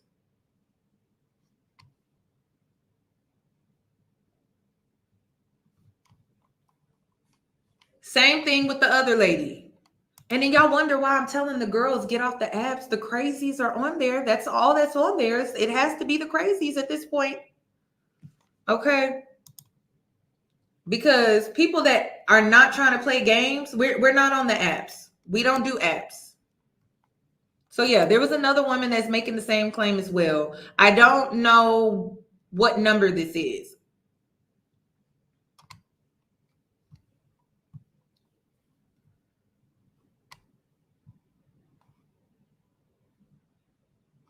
Now, I'm not understanding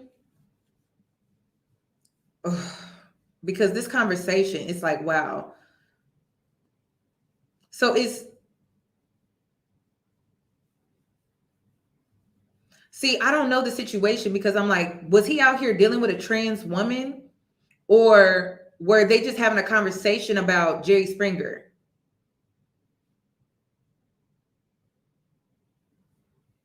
I'm very confused about these receipts.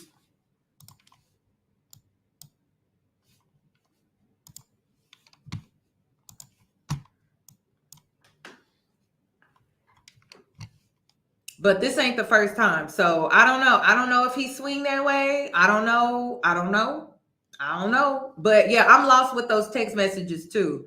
I am. But when it comes to this account, which he verified this account when he did the MTR interview, because that's how I got this Instagram account. He was saying, oh, there's a fake Instagram account that's uploading stuff about me and la, la, la. That's how I found this Instagram account because he confirmed it himself. And MTR had the receipt pulled up and I'm like, oh, let me go to that Instagram. That's how I ended up getting on this Instagram page. And it's just a lot of receipts on this Instagram page if you go look. So I don't know what that conversation was about. It was like in the middle. It's almost like maybe they were trying to out him for dealing with trans women. I don't know. But let's go back. At this point, anything is possible. Anything is possible. That just completely switch unless you have a history of falling hard. Would you say that you fall hard? I do. That's my problem every time. Like, and that's why now, like, especially with all of this thing, I'm cool. Like, I'm not even trying to fornicate right now. I'm trying to stay focused because women have destroyed kingdoms, and I'm well aware of that. You know, a woman has always been my downfall. Choosing the wrong one, at least I can't say I'm not a good judge of character. I always get lost in the idea. Ladies, do you hear the accountability in that at all? I don't. Of us having a family and ignore, you know, the bad deeds being done. Okay. So just so that we're clear, it's not right to track people without them knowing. Just so me and you were clear. Yeah. Also, oh man, they about to go crazy with that one. Also, no man is perfect. We've all done a little bit of shit, right? Like we've all have our shit. Like I remember I found out my chick cheated on me that had AOL back in the day. So I left on. So before like AOL became like super popular, they had like a none of us are perfect. Let me move on because I gotta move on. Okay. Did Aaron put sugar in the tank? That's what we want to know at this point. Did Aaron? Somebody said what kingdom? He didn't even have a house. That's a mess. He didn't have a house. So I don't know what kingdom he's talking about. I want to join that Looney Tune delusion that he's on because I don't know what he's talking about. Okay. I want to know about the sugar in the tank.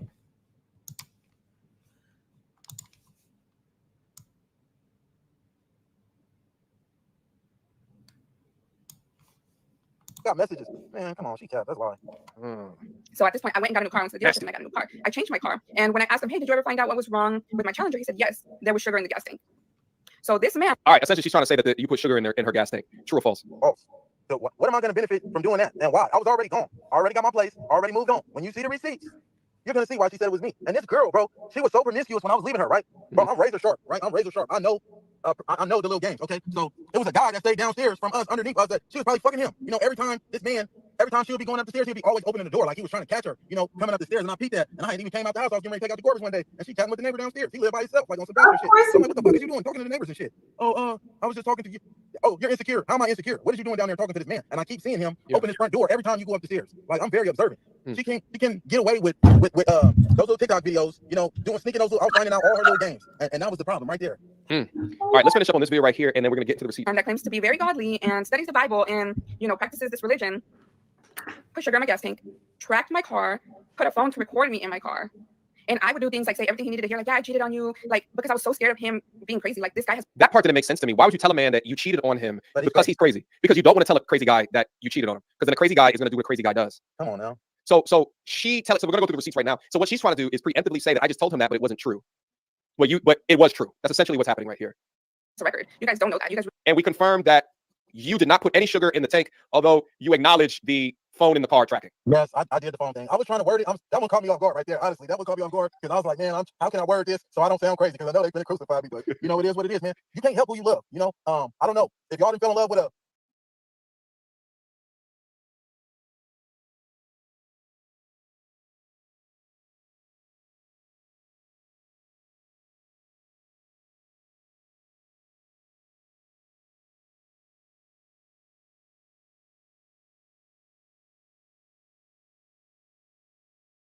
woman, 304 type women like that before, hey man, it happened, okay? But it won't happen again. It won't happen again. It better not happen again, my G. It's just for me. If you talk about falling in love, it was only a month. It sounded like 6 weeks. Yeah, that's it. You fall in love quick and hard, my G. You the prize. As what you said earlier is that you are the prize. The man is the prize. If so, you don't. There's no obligation that you go that deep. I know. Yeah, you're right. I know that now. That's why there's no tolerance. There's no tolerance whatsoever. Okay, let's keep going. Really need to be careful who you make famous on this app. I don't want to say anything else because I feel like I already opened up a big can of worms. Okay, sure. Let's go to... She said, how did it all start? What were the red flags? So again, it started on the person that the red flags was every second of the day instead of being at work.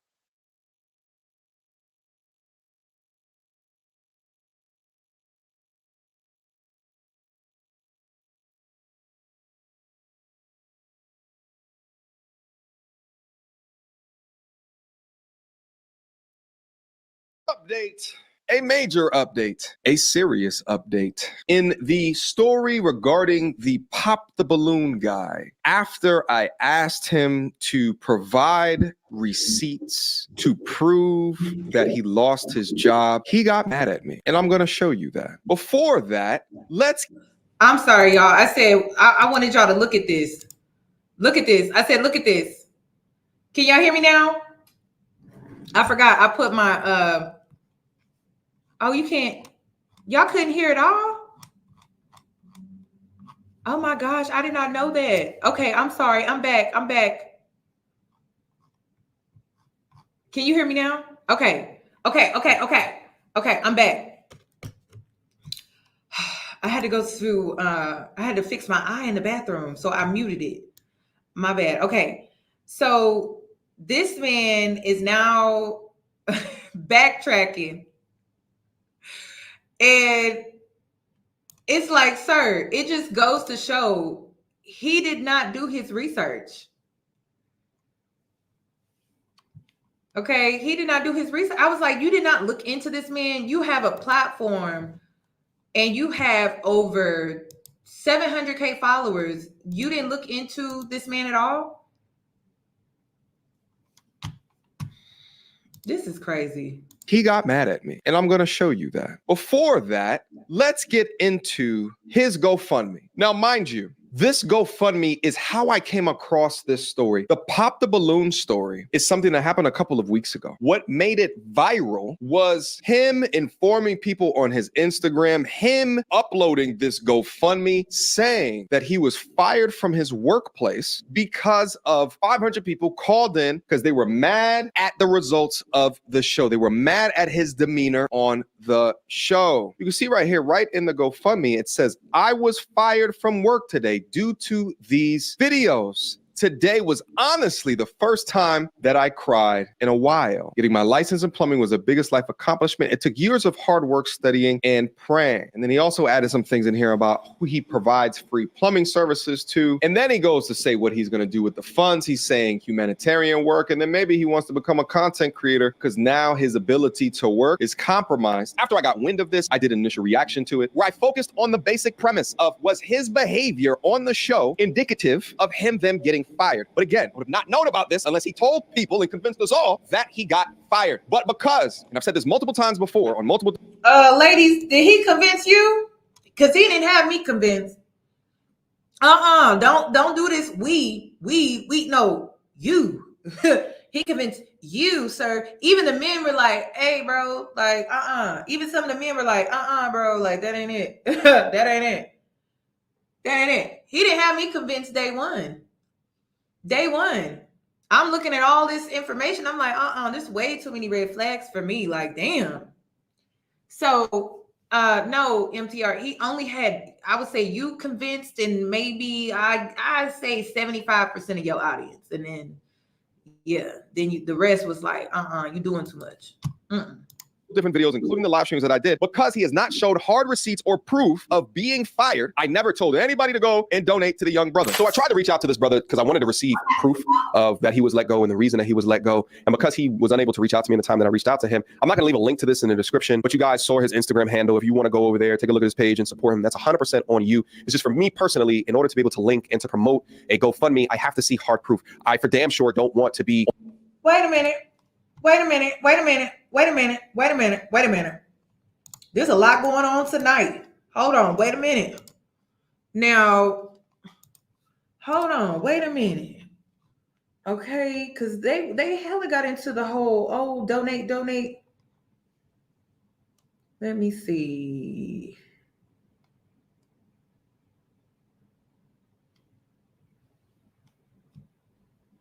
Okay, let me switch gears here. They got me working hard tonight.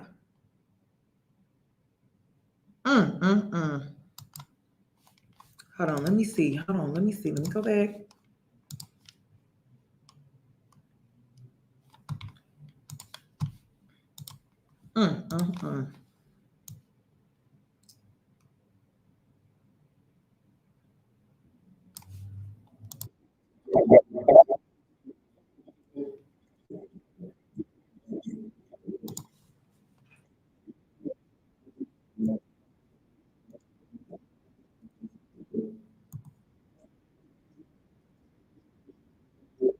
Recently went on viral for several websites for getting millions of views, false allegations were promoted in order for people to make money discrediting me. I was fired from work today due to these videos. Today was honestly the first time I cried in a while. Getting my license in plumbing was my biggest life accomplishment. It took years of hard work, studying, and praying. I also provide free plumbing services to Army veterans. Shout out. Single mothers. Did she have any plumbing issues, bro, that you fixed in your 6 weeks there? She got personal clogs I cleared, but other than that, no. Nigga, you stronger than me. I don't even want to know you fought. You understand me? I don't even want to know that you passed gas. I don't want to know how to even spell the word flatulence around my I had to do that Melvin. Come on, son. Was you pumping or snaking? Like what did it need? You seen Baby Boy on Melvin when he pick her up and you like, oh. I'm the old man.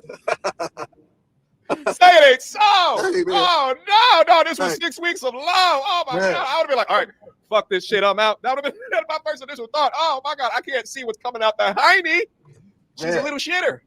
All right, let's keep going. Single fathers, those with property management issues, and those on disability. Okay. Yes, I do have funds for my bills, so anything you donate will be a blessing used for expenses towards my humanitarian work and also content creating. Possibly, I'm undecisive. Thank you for those that perceive me in a positive fashion and have been supporting me. So the question that most people want to know is, what are the funds being used for exactly? Okay, so I cannot even access the funds. I have more content already. You know, I need to edit that. I am gonna do content. Yeah, I think right about what it is. No, oh man, I don't know if I can even tell y'all. I don't know. He don't seem to be able to tell us anything that we really need to know throughout this entire live. But MTR, you didn't take any accountability because in all reality, like you just having his GoFundMe on your platform and you're supposed to be credible, that was promotion, point blank period. That was automatically promotion. It was. On the receiving end of another that he got fired. But because, and I've said this multiple times before on multiple different videos, including the live streams that I did, because he has not showed hard receipts or proof of being fired, I never told anybody to go and donate to the young brother. So I tried to reach out to this brother because I wanted to receive. These are the leaders, ladies. These are the leaders. These are the leaders. These are the leaders. Let's go back. No, I'm gonna wait. But something big is in the making. Something huge, okay? Something huge. That's all I can tell you. Somebody reached out to me, something huge. But I cannot access the funds because these females created a fake profile and on Instagram, and they're reporting the GoFundMe, and they're saying that it's for thefts, or I don't know. They're probably sending the GoFundMe people, you know, my mugshot and all this stuff. But like I stated before, I already have content. I'm doing humanitarian work. I'm planning on finding individuals that need free plumbing services. I'm going to continue doing that. So you're going to do content on that? Yes, definitely going to do content on that. We are going to show the at-risk youth, at-risk, I hate that word, that at-risk youth. We're going to show the youth, you know, some things, a couple ideas that we have going on with them. We're going to be feeding homeless people and giving them care packages. We're going to be out here in the community actively seeking how we can help people and also creating content. This money is going to be spent on us getting the proper equipment and things that we need so we can constantly keep you guys having content. I need security. I need people to watch over me now. Due to me indulging in a lifestyle, you know, I'm constantly looking over my shoulder, and I don't want to have to do that. You know, I want to be comfortable out here creating content, interacting with people, doing things that I love doing.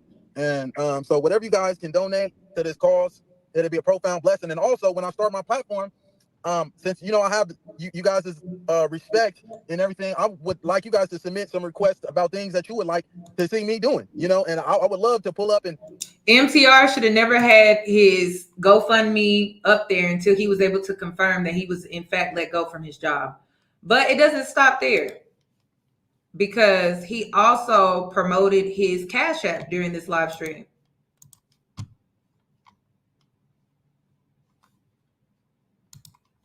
So let's go back.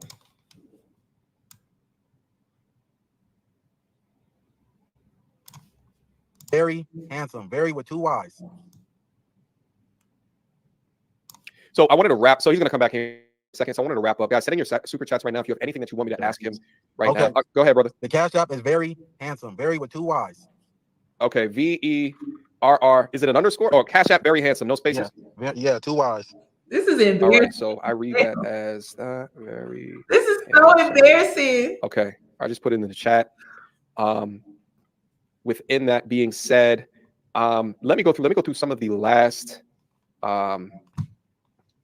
chats that I have, just in case there's any questions for you. Are you okay with that, bro? If we just go through some more of the super chats and see if there's any questions. That's embarrassing. Let that man finesse you and play in your face like that. That's embarrassing. Grown man letting him play in his face like that. You can get additional content with to donate. Also too, and because I said this in one of my videos, but what proof do you have that you were actually let go? And I'm asking because we've been scammed in the past. There's been people in the past that have Brickface. I just keep talking about her. Set up GoFundMe, and she's allegedly a liar. She's facing a felony count for lying right now. Do you have any proof to demonstrate fired? Yes. Now I will have some. Give me a few more days. What's today? Friday? Yeah, give me a few days sometime next week, because we are negotiating. With GoFundMe? Oh, negotiate with the workplace. No. Yes. Negotiations are being made because they see the social media attention and they are frightened. So that's all I can say, is say that much.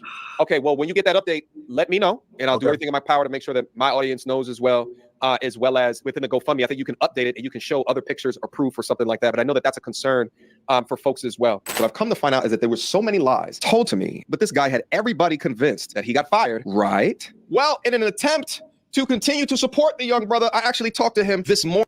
Oh, ladies, MTR got finesse. You know how they say we don't know how to choose right? Oh, he got finessed. What a shame. He got finessed, y'all. Damn, if men can't catch another man being on BS, girl, come on now. Reality TV shows can't catch a man being on BS. The hell? Y'all see why I'm not even out here like that? I'm not out here like that. I mind my damn business. Damn shame. Oh, he got finesse. He wants us to give him sympathy. I'm going to keep it for my damn self like they be doing. Choose better. Morning and asked him, when are you going to provide us a receipt? Because I'd love to be able to show. And I think the quicker that you provide receipts, the quicker that GoFundMe, who has locked his account, he is unable to get this money out of his account right now, would open it. In fact, let's go through the DM conversations right now. So yesterday, last night, Sunday at 9:02 p.m., he called me. Out of nowhere. I missed that call. Notifications on my Instagram are obviously off. I only see things when I actually check my Instagram. He called me. I didn't see it. He said, damn, bro, that's crazy, man. You got me looking insane now and painted me out the wrong way. And I'm thinking to myself, when I finally saw this, I'm like, what are you talking about? What do you mean painted you out the wrong way? I've been going above and beyond to let you recount your story. I hold you accountable when you say weird things like tracking the woman in the car or, when you're throwing money in the club. We have these conversations. Oh, he got gaslit because honestly, MTR, he was doing the best that he could. With the information, 7 charges in 7 states, that's a lot. That's enough. Where was that other woman that was like, oh, you're innocent until proven guilty? Where's that woman at? Where's she at? Bring her back up here.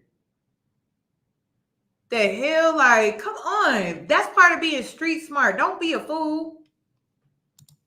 This is just a mess. But what you tell to me is you're trying to be better. These are in private conversations. You're trying to be better. You're trying to learn. You're looking for advice. You're looking for mentorship. There is nothing that I've done up to this point that demonstrates me attempting to make you look crazy. It sounds more like someone biting the hand that is giving them a platform. He follows up and he says, man, bro, this got me stressing hard. Man, I thought you was my friend. I wrote this morning, just woke up. Hit me when you get this. I then follow a reply to one of his messages about him stressing. And I'm like, not sure what you're talking about. Yeah, it just hit me. I'm like, whatever you think could probably just be solved in a quick audio conversation. So we have a audio conversation from 8:27 a.m. to 8:45. Within this conversation, we talk about many different things. But the main thing that I talked about within this conversation is I said, we only know about you and your story due to the GoFundMe, where you said you were fired from the place that you worked. Where did you work? What is the name of the business? What is the name of the company? I need you to provide that information because if you don't, you scammed on GoFundMe. This is now a legal issue. And I cannot support a liar. I cannot support a thief. I cannot support a scammer. Send that to me. His response to me was, okay, sure, we'll do. I said, okay, the coast is clear. Everything is fine. He's about to send it to me. All right. So over 2 hours later, no response. And I said to him, just in the text message, what's the name of the place that fired you? Here was his response. Apparently he changed his tune out of nowhere. I wonder why. I'm not doing nothing until I talk to my attorney. I told you that already. And this was the point of the conversation that I took a step back. I looked at the DM message and I said to myself, I might have been bamboozled. Although I had enough discernment not to donate and I did not do enough research into his claims to give him a platform to speak about any damn thing. And I own it. I take accountability for that. No excuses. Okay, well, I wish you the best, I said. My credibility is now in question because of lack of proof / receipts. Ladies, it's been an eventful night, hasn't it? It has been eventful. I was not expecting all of this. So, this is a mess. This is just a mess. But listen, I called it from day one. I teach women discernment. That's why I do the content that I do. I teach women discernment. I told the girls, I said, girl, this is some BS. Point blank. This grown man let another male finesse him. I told you that man is in survival mode. You can't trust the thing that man say. Okay, he trying to see where his next meal is going to come from. So got this man out here looking crazy. I'm sorry, but you have lost your credibility because you showed people that you don't look into things. You don't research.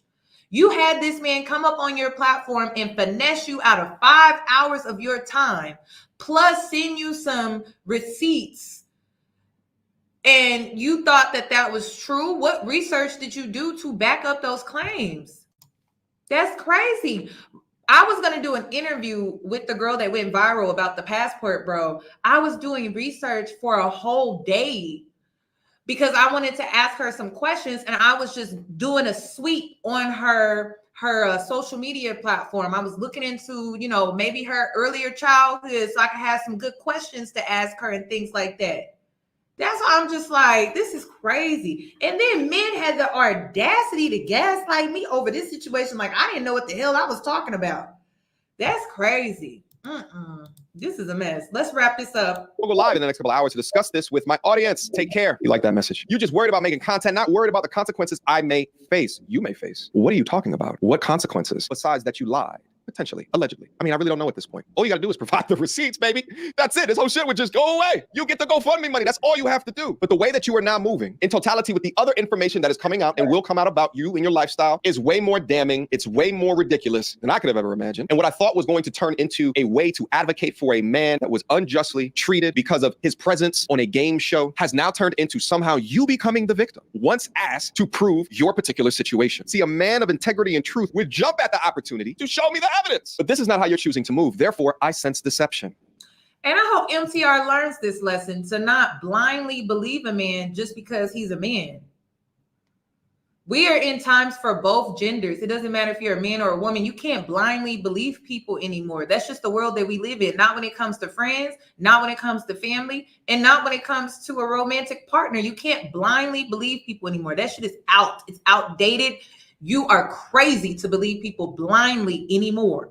That is just the times that we're in. So you have to be careful. And it was just really bold of MTR to pull him, to put him on his platform like that without doing proper research. You have 700,000 subscribers. That's crazy. And you didn't think to look into this man before you brought him on? That is insane to me. Yeah, they say vet men, they say. This is him vetting men, I guess.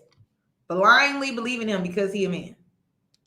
I told you we were negotiating and I would get it to you. But do what you got to do. You already switched up on me. Shout out to the queen of accountability. She stepped into my live stream that I did yesterday, the Abba and Preach response live stream. And she super chatted that she was going to do additional work to understand the validity of his claims. And I want to play for you that conversation that I had with her right now. All right. So I got the queen of accountability here who's done a lot more investigative work into what we have right here. So I wanted to bring her up and have a discussion regarding the things that she's found. But first and foremost, I'm hurt regarding this. like, you know, to trust somebody based off of them telling you that. Don't he sound like a woman though? Don't he sound like a woman? Does he not sound like a woman? Hold on, let's rewind that. What we have right here. So I wanted to bring her up and have a discussion regarding the things that she's found. But first and foremost, I'm hurt regarding this. Like, you know, to trust somebody based off of them telling you that, hey, this happened to me post the pop the balloon experiment, discussion, whatever you want to call it, game show. And then to go back and be asking him questions specifically about show me more information regarding your place of business, where you work, and then him to act that way. I'm just like, man, it's just pointing in a direction that it may not be true. So queen of accountability, I wanted to bring you up here and let's just chat about other things that you might have found. Wonderful. Sounds good to me. And thanks for having me, NTR. No worries. So I know that this man has been going viral all over social media, and everyone heard this story about him getting fired after doing the dating show, that they felt inclined to donate money and continue to make him more viral than he was at the moment. Mm-hmm. I did not talk about it initially because I wanted to investigate before I started to support someone who's telling us a story that is so believable that you want to donate. So what I first did, NTR, is when he created the GoFundMe a week ago, I looked at the GoFundMe and he emphasized that he does humanitarian efforts to single mothers, fathers, veterans, disabled. And, it didn't sit right. He bolded only that part because when you're reading the whole paragraph, you're inclined to go right to the bolded part. This man is helping out veterans and people that need his help. And so I need to donate. And I just felt like that kind of reminded me of Rhoda Osmond. I said, maybe they're related. Maybe this is her cousin because this is so believable. So I did my research. When I went to Aaron's Facebook, I noticed that everything on his Facebook was about him, his body, working out, doing pull-ups, sit-ups, doing push-ups, everything related to fitness. I was looking even for the picture he used on GoFundMe of him in his uniform. Ladies, I told y'all, men don't do research. They're not thorough at all.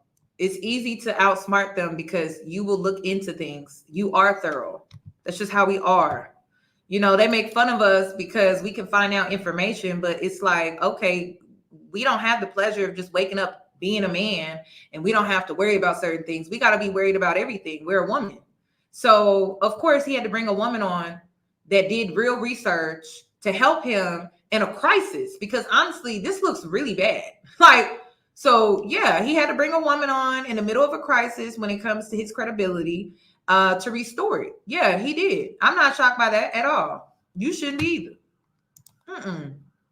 She is restoring his credibility right now, saving it. There was no videos, no posts of any of this humanitarian work that he's being praised for. I'm sure a veteran or a single father or a single mother or a disabled person would have said, hey, this man helped us in our time of need. But I didn't see not one receipt. So we know that a lot of his exes came out and they gave us a little bit of tea, and that helped me to do more research on him. When I did a check on Mr. Sloan, I didn't see a license on file that's connected to his information. And being in education over 11 years, we know all about education. It's linked to your social. If you got a license, if you got a degree, it's going to pull up in any background check. Don't see one for Mr. Sloan. Never even saw a post. So you're saying if you're certified, it's easy to find these things. It's like probably like a database that you can go into to assure that he's certified. Is that what you mean? That is correct, MTR. Like if I wanted someone to do a facial, I'm going to go to a licensed esthetician. Right. But before I get her services, I'm going to verify that she does have an active license in that state. Anytime you sit for a license or you sit for any exam, it's going to be public record. I just didn't see one for him. And now, did you not see one at all, or did you not see one that was currently active? I did not see one at all. What I did see was that he did work for a LLC. When I looked at LLC up in Arizona, the person that owns the LLC is in foreclosure right now. So I thought that was odd that they had time to hire Mr. Sloan when they're losing their house. But then I did more investigative work, and I contacted a place that had the same name in California. And Hector said he never heard of him. Hector.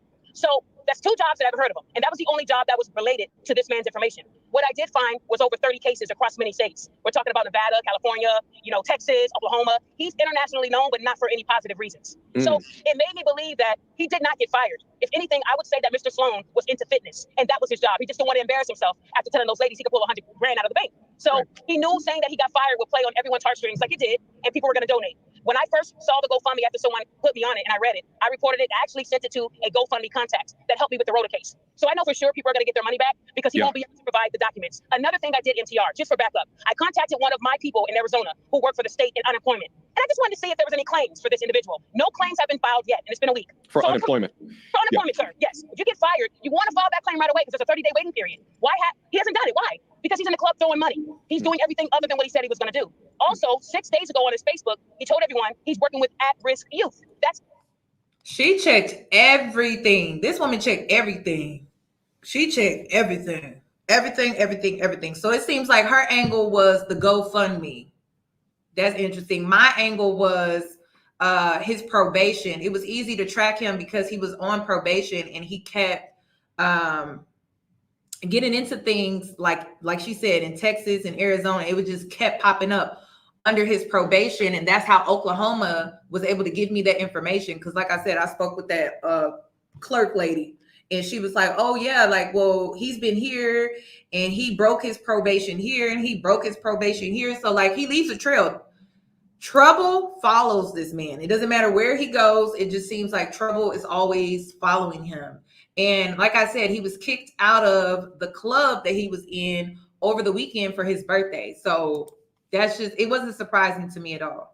His humanitarian work. But what happened to the vets and the single mothers and fathers and disabled? So now he is working with at-risk youth. So he went from all these different things to now he's saying he works with kids, which I find odd, being a felon and being wanted in a couple of those states. I don't think they would let him work with kids. Yeah, and this is currently wanted, right? Because when I talked to him, the story that I had in my head, and I've talked to him, I did a 5-hour stream with him, and even though I never told anybody to go up to the GoFundMe, in fact, during that stream, I said, you need to provide the evidence. You need to show us the paperwork, right? You need to show us, because without that, this is just a story. It could just be a fabrication. Oh yeah, no, I get to it, this, that, and the third, right? So even with that being said, right, and even looking up some of the court cases and warrants that he might still have active, and there's some other things that he did not disclose or talk about. Like one of the things I talked about was, he was talking about, if I was stalking women, if I was this abusive person, then where's the police reports? Where is it this? But there's actually some police reports that have to do harm against women. And I don't want to get too much on the police reports and stuff like that. Actually, I wanted to direct my audience to your live stream that you're going to have later on this week to kind of go over all of that stuff. But specifically as it refers to maybe not even having a job to lose at the time of being right after the pop the balloon, and then fabricating that for a story. That's really where I wanted to focus in right now, because that's how I know about him. The pop the balloons thing happened 4 weeks ago or something like that. I didn't know anything about it until it was him losing his job. Then I saw this dissenting views regarding him, and then I had a conversation with him, holding him accountable at different times that I thought things just didn't make sense. Absolutely. Never advocating for the GoFundMe, right? Ladies, did you believe that this man actually lost his job? I didn't believe he lost the job. I remember when I got fired from my job. That's how I've been full-time self-employed for about 8 years. I remember when I got fired from my job. You know what I was doing? Crying. Okay, I was hurt. I was scared. I was nervous. And I definitely filed for that unemployment. But I was not all over social media. No way. Like, I was so concerned about my stability, my life. Like, no way. So I knew he wasn't fired from his job. I questioned that heavy. Like, okay. Saying you need to provide evidence, but then it's coming out right now that when I ask him directly, hey, can you send me, what is the name of the place that you worked? Now he needs to go get a lawyer. Okay. What's your license number? Now he needs to go get a lawyer number, right? And it's odd how that is happening now. He's okay to go live and talk about these things in order to clear his name when I ask these questions to prove and provide data or receipts, because he fooled the whole country. He fooled the whole country. Like, he fooled people who went and paid within the GoFundMe. But everybody who's reviewing the story is saying it's messed up that he got fired. It's messed up. But the assumption was that he wouldn't be lying to that extent. He fooled the whole country. No, he fooled you. He fooled you. Okay, you, and I have to say you, not her, you. He fooled you. And you need to start self-reflecting on why he was able to easily fool you like that. It was because you were focused on pushing your own agenda, which came with being biased. You see how dangerous that is? This is a lesson. You see how dangerous that is? You see how you could have put other women in danger by doing that? Other children in danger by doing that?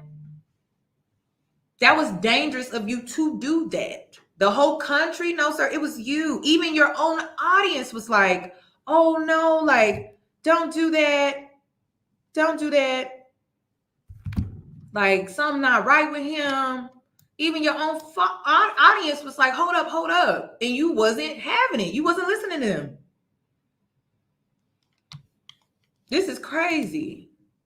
And then, and it was all because they were holding a grudge against those women who popped their balloons and didn't want him because he was being a man and he was speaking his mind, but it was coming across sassy because he wasn't direct and assertive. He wasn't just cut and just straight up. He had to add all the extra, well, it's mutual, queen. Like, it was like the only thing he missing is this.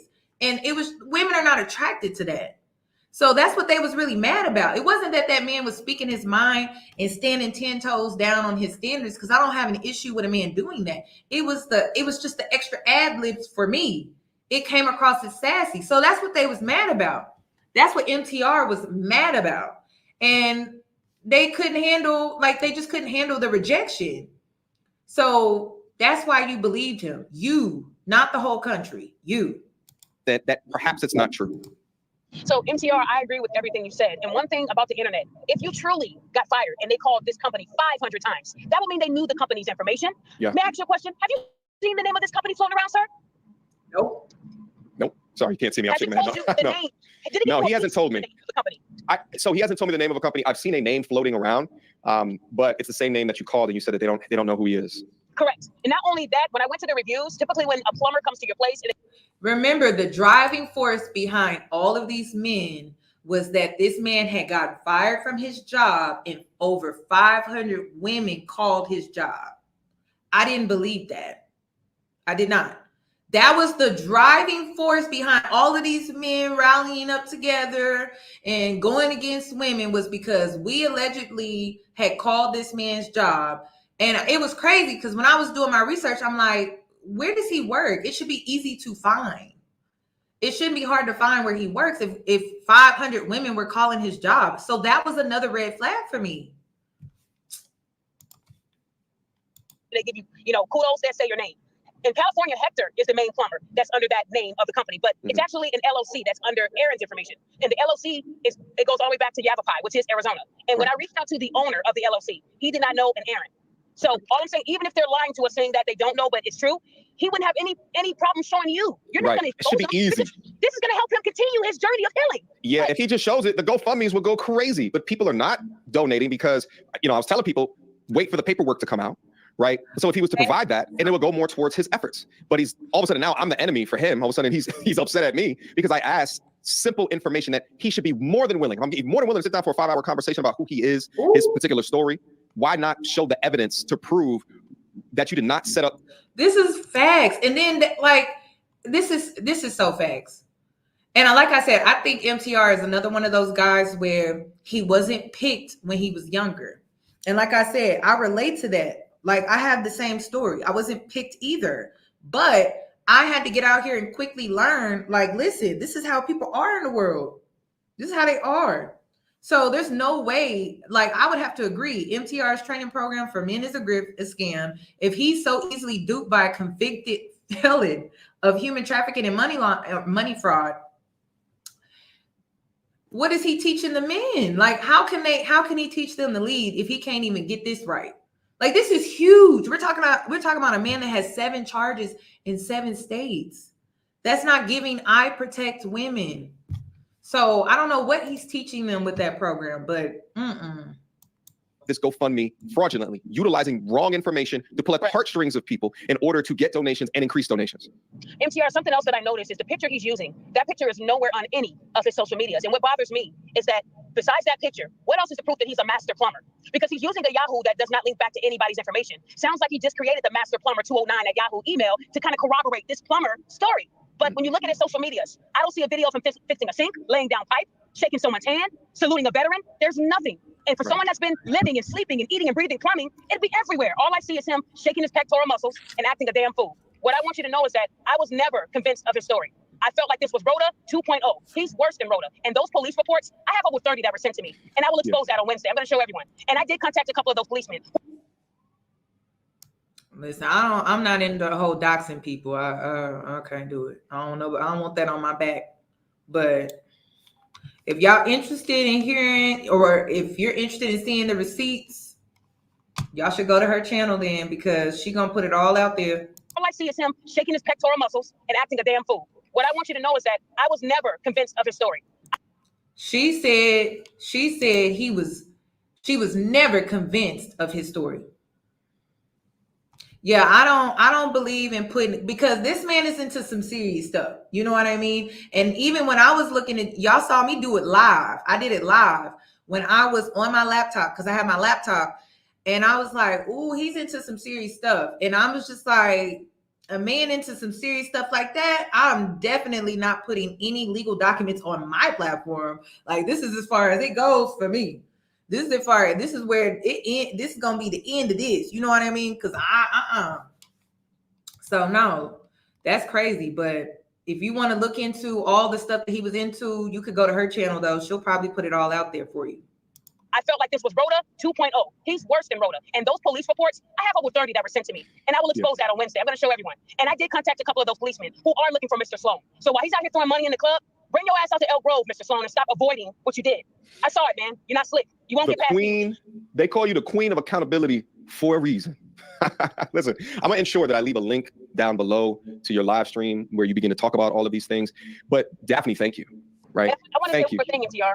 You know, as Black people, we have to do better. You know, I thought Rhoda created some change with these scammers that they're going to be careful on how they scam. And clearly, Aaron didn't get the memo. But what bothers me is that Aaron has so many different talents. And being a scammer shouldn't be a talent. He could be helping the community with getting out of obesity. He could be helping the community with taking care of their mental and physical health. But instead, he wants to take money by using vets and single mothers and fathers. That's the guys. Just like Rhoda said, she has to pay for those medical bills that she never paid for because she didn't have them.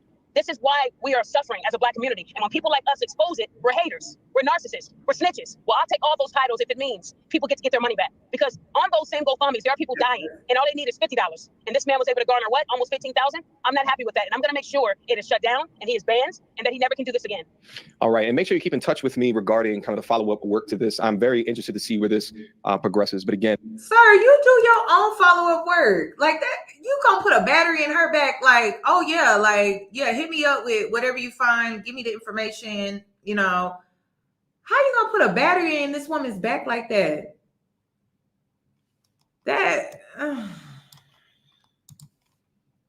And the queen of accountability, thank you so much for your due diligence, the extra work in verifying the truth, because that's what we stand for over here. At the end of the day is the truth. That's all right? Yes, sir. Thank you. Have a blessed day to everybody. All right. Take care. So where does this leave us right now? Well, the ball's in your court, my G. I do so very much hope that I am wrong here, that you do have the necessary paperwork to show exactly what you wrote when that GoFundMe about you being fired, because 500 people called. Sir, did you not listen to what this woman just said? Listen, I don't know what program he over there selling the men, but it's a scam. Did you not hear what this woman just said?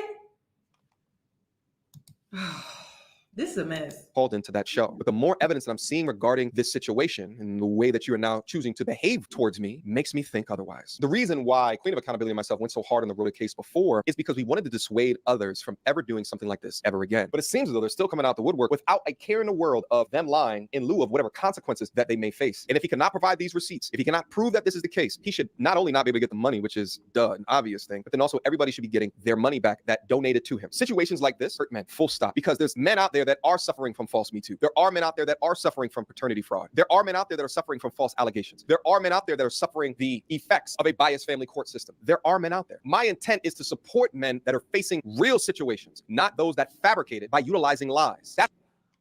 What made this a real situation? Like, that's what I'm not, like, I'm first of all, I don't know what gave the internet, oh, he got money, he's giving fake flexer. Okay, I don't know what made y'all believe him. Like, I don't. There were just way too many red flags. There was just entirely too many red flags. Way too many. Like, I could just go back and watch. I'm gonna create a playlist of all the red flags. It's just way too many. A woman spoke out against him, then other women followed, and y'all still dismissed the possibilities. And you were just automatically biased. Like, that's what's weird to me about this whole thing. Like, I don't know what he gave that was like, yeah, let me just blindly believe him. That's crazy. And then y'all wanted to drag Black women for using discernment. That's why I wanted to interview this guy, because I believed his story, because I saw something within him that I saw within myself, less the strong family upbringing that I had. But nevertheless, unless he can prove something different, I take full accountability for all of this. At the end of the day, it is what it is. You win some, you lose some, but it's not about the L. It's about what you do after it. Questions, comments, concerns? Yeah. Accountability is not when you say you're taking accountability. Accountability is owning up how you fucked up. And I just didn't get that. So that's just my opinion. Like, I had to come on here and talk about Carly Russell and how I got that wrong. I said, hey, I got this wrong at this point. I wanted to believe her, but I was wrong about that. I got it wrong, period. There's nothing else to talk about. Like, just say you got it wrong and move on. Put your ego down. Like, it's all right. It's not going to hurt to put your ego down, put it down to the side, and just be like, I was wrong. I got this wrong. I just don't get it.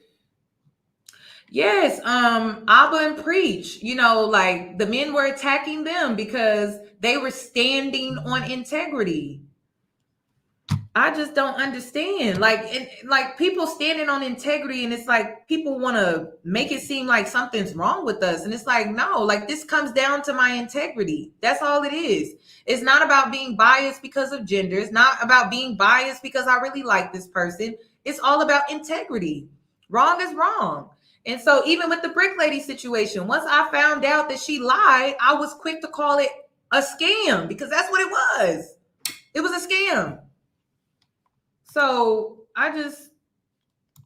no, like we all got to do better, in my opinion. We all got it. Both sides got to do better. I told y'all both genders need a timeout because it's getting to the point where people can just come in here, finesse, start chaos among either gender because y'all tried to turn this into a Black man versus Black woman thing. And the whole time you just getting scammed. You just get scammed. That's all you're getting is scammed. And then look at this man. Look at him. Let me show you. And then I'm gonna log out because I'm tired. I'm tired. Look at this. Everybody flash on me right now, or you ain't gonna ask me no questions after I get up out of here. Turn your flash up on me. Hey, pull your phones out. Everybody better post me on that Instagram. Hey, you just did me a favor by tapping me in, man, with the one and only, very motherfucking handsome. I'm out here at Club 1111 in Scottsdale. Man, I had this bitch jumping harder than Rick Ross, man. They kicked the nigga out, man. Do not come to no motherfucking Club 1111. Man, if you come to Club 1111 in Scottsdale, Arizona, you hella boosted. I had this bitch jumping harder than Rick Ross. Nigga bodyguard trying to get physical.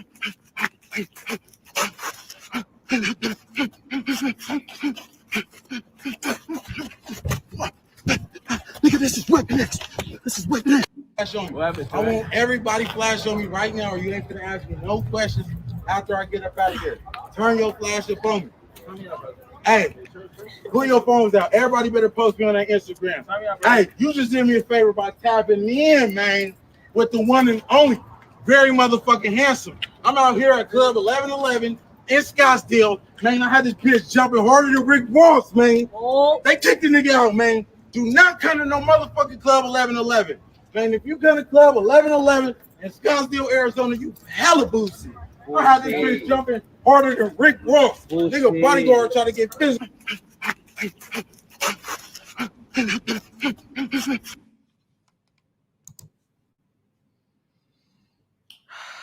Girl, I'm gonna have to go log out. I'm about to go take me a little bubble bath. This is becoming stressful.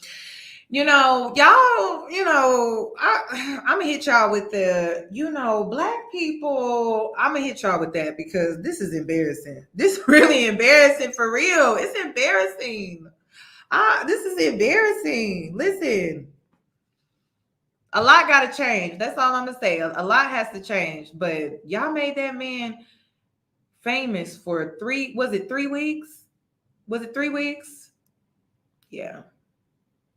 3 weeks. So that's all I got. I'm gonna leave it here because it seemed like things are about to get a little messy, and I don't do messy. I do factual as much as I can mixed in with my opinions. But listen, everything can't be factual because everything can't be verified, but I do my best. That's all I can do. But when it get messy and people start uploading legal documents and stuff like that, I gotta tap out. All right, y'all enjoy the rest of your evening. Thank you for joining me. Also, thank you for the cash apps. Oh my gosh, I got some cash apps during this live. QP, thank you for the $30.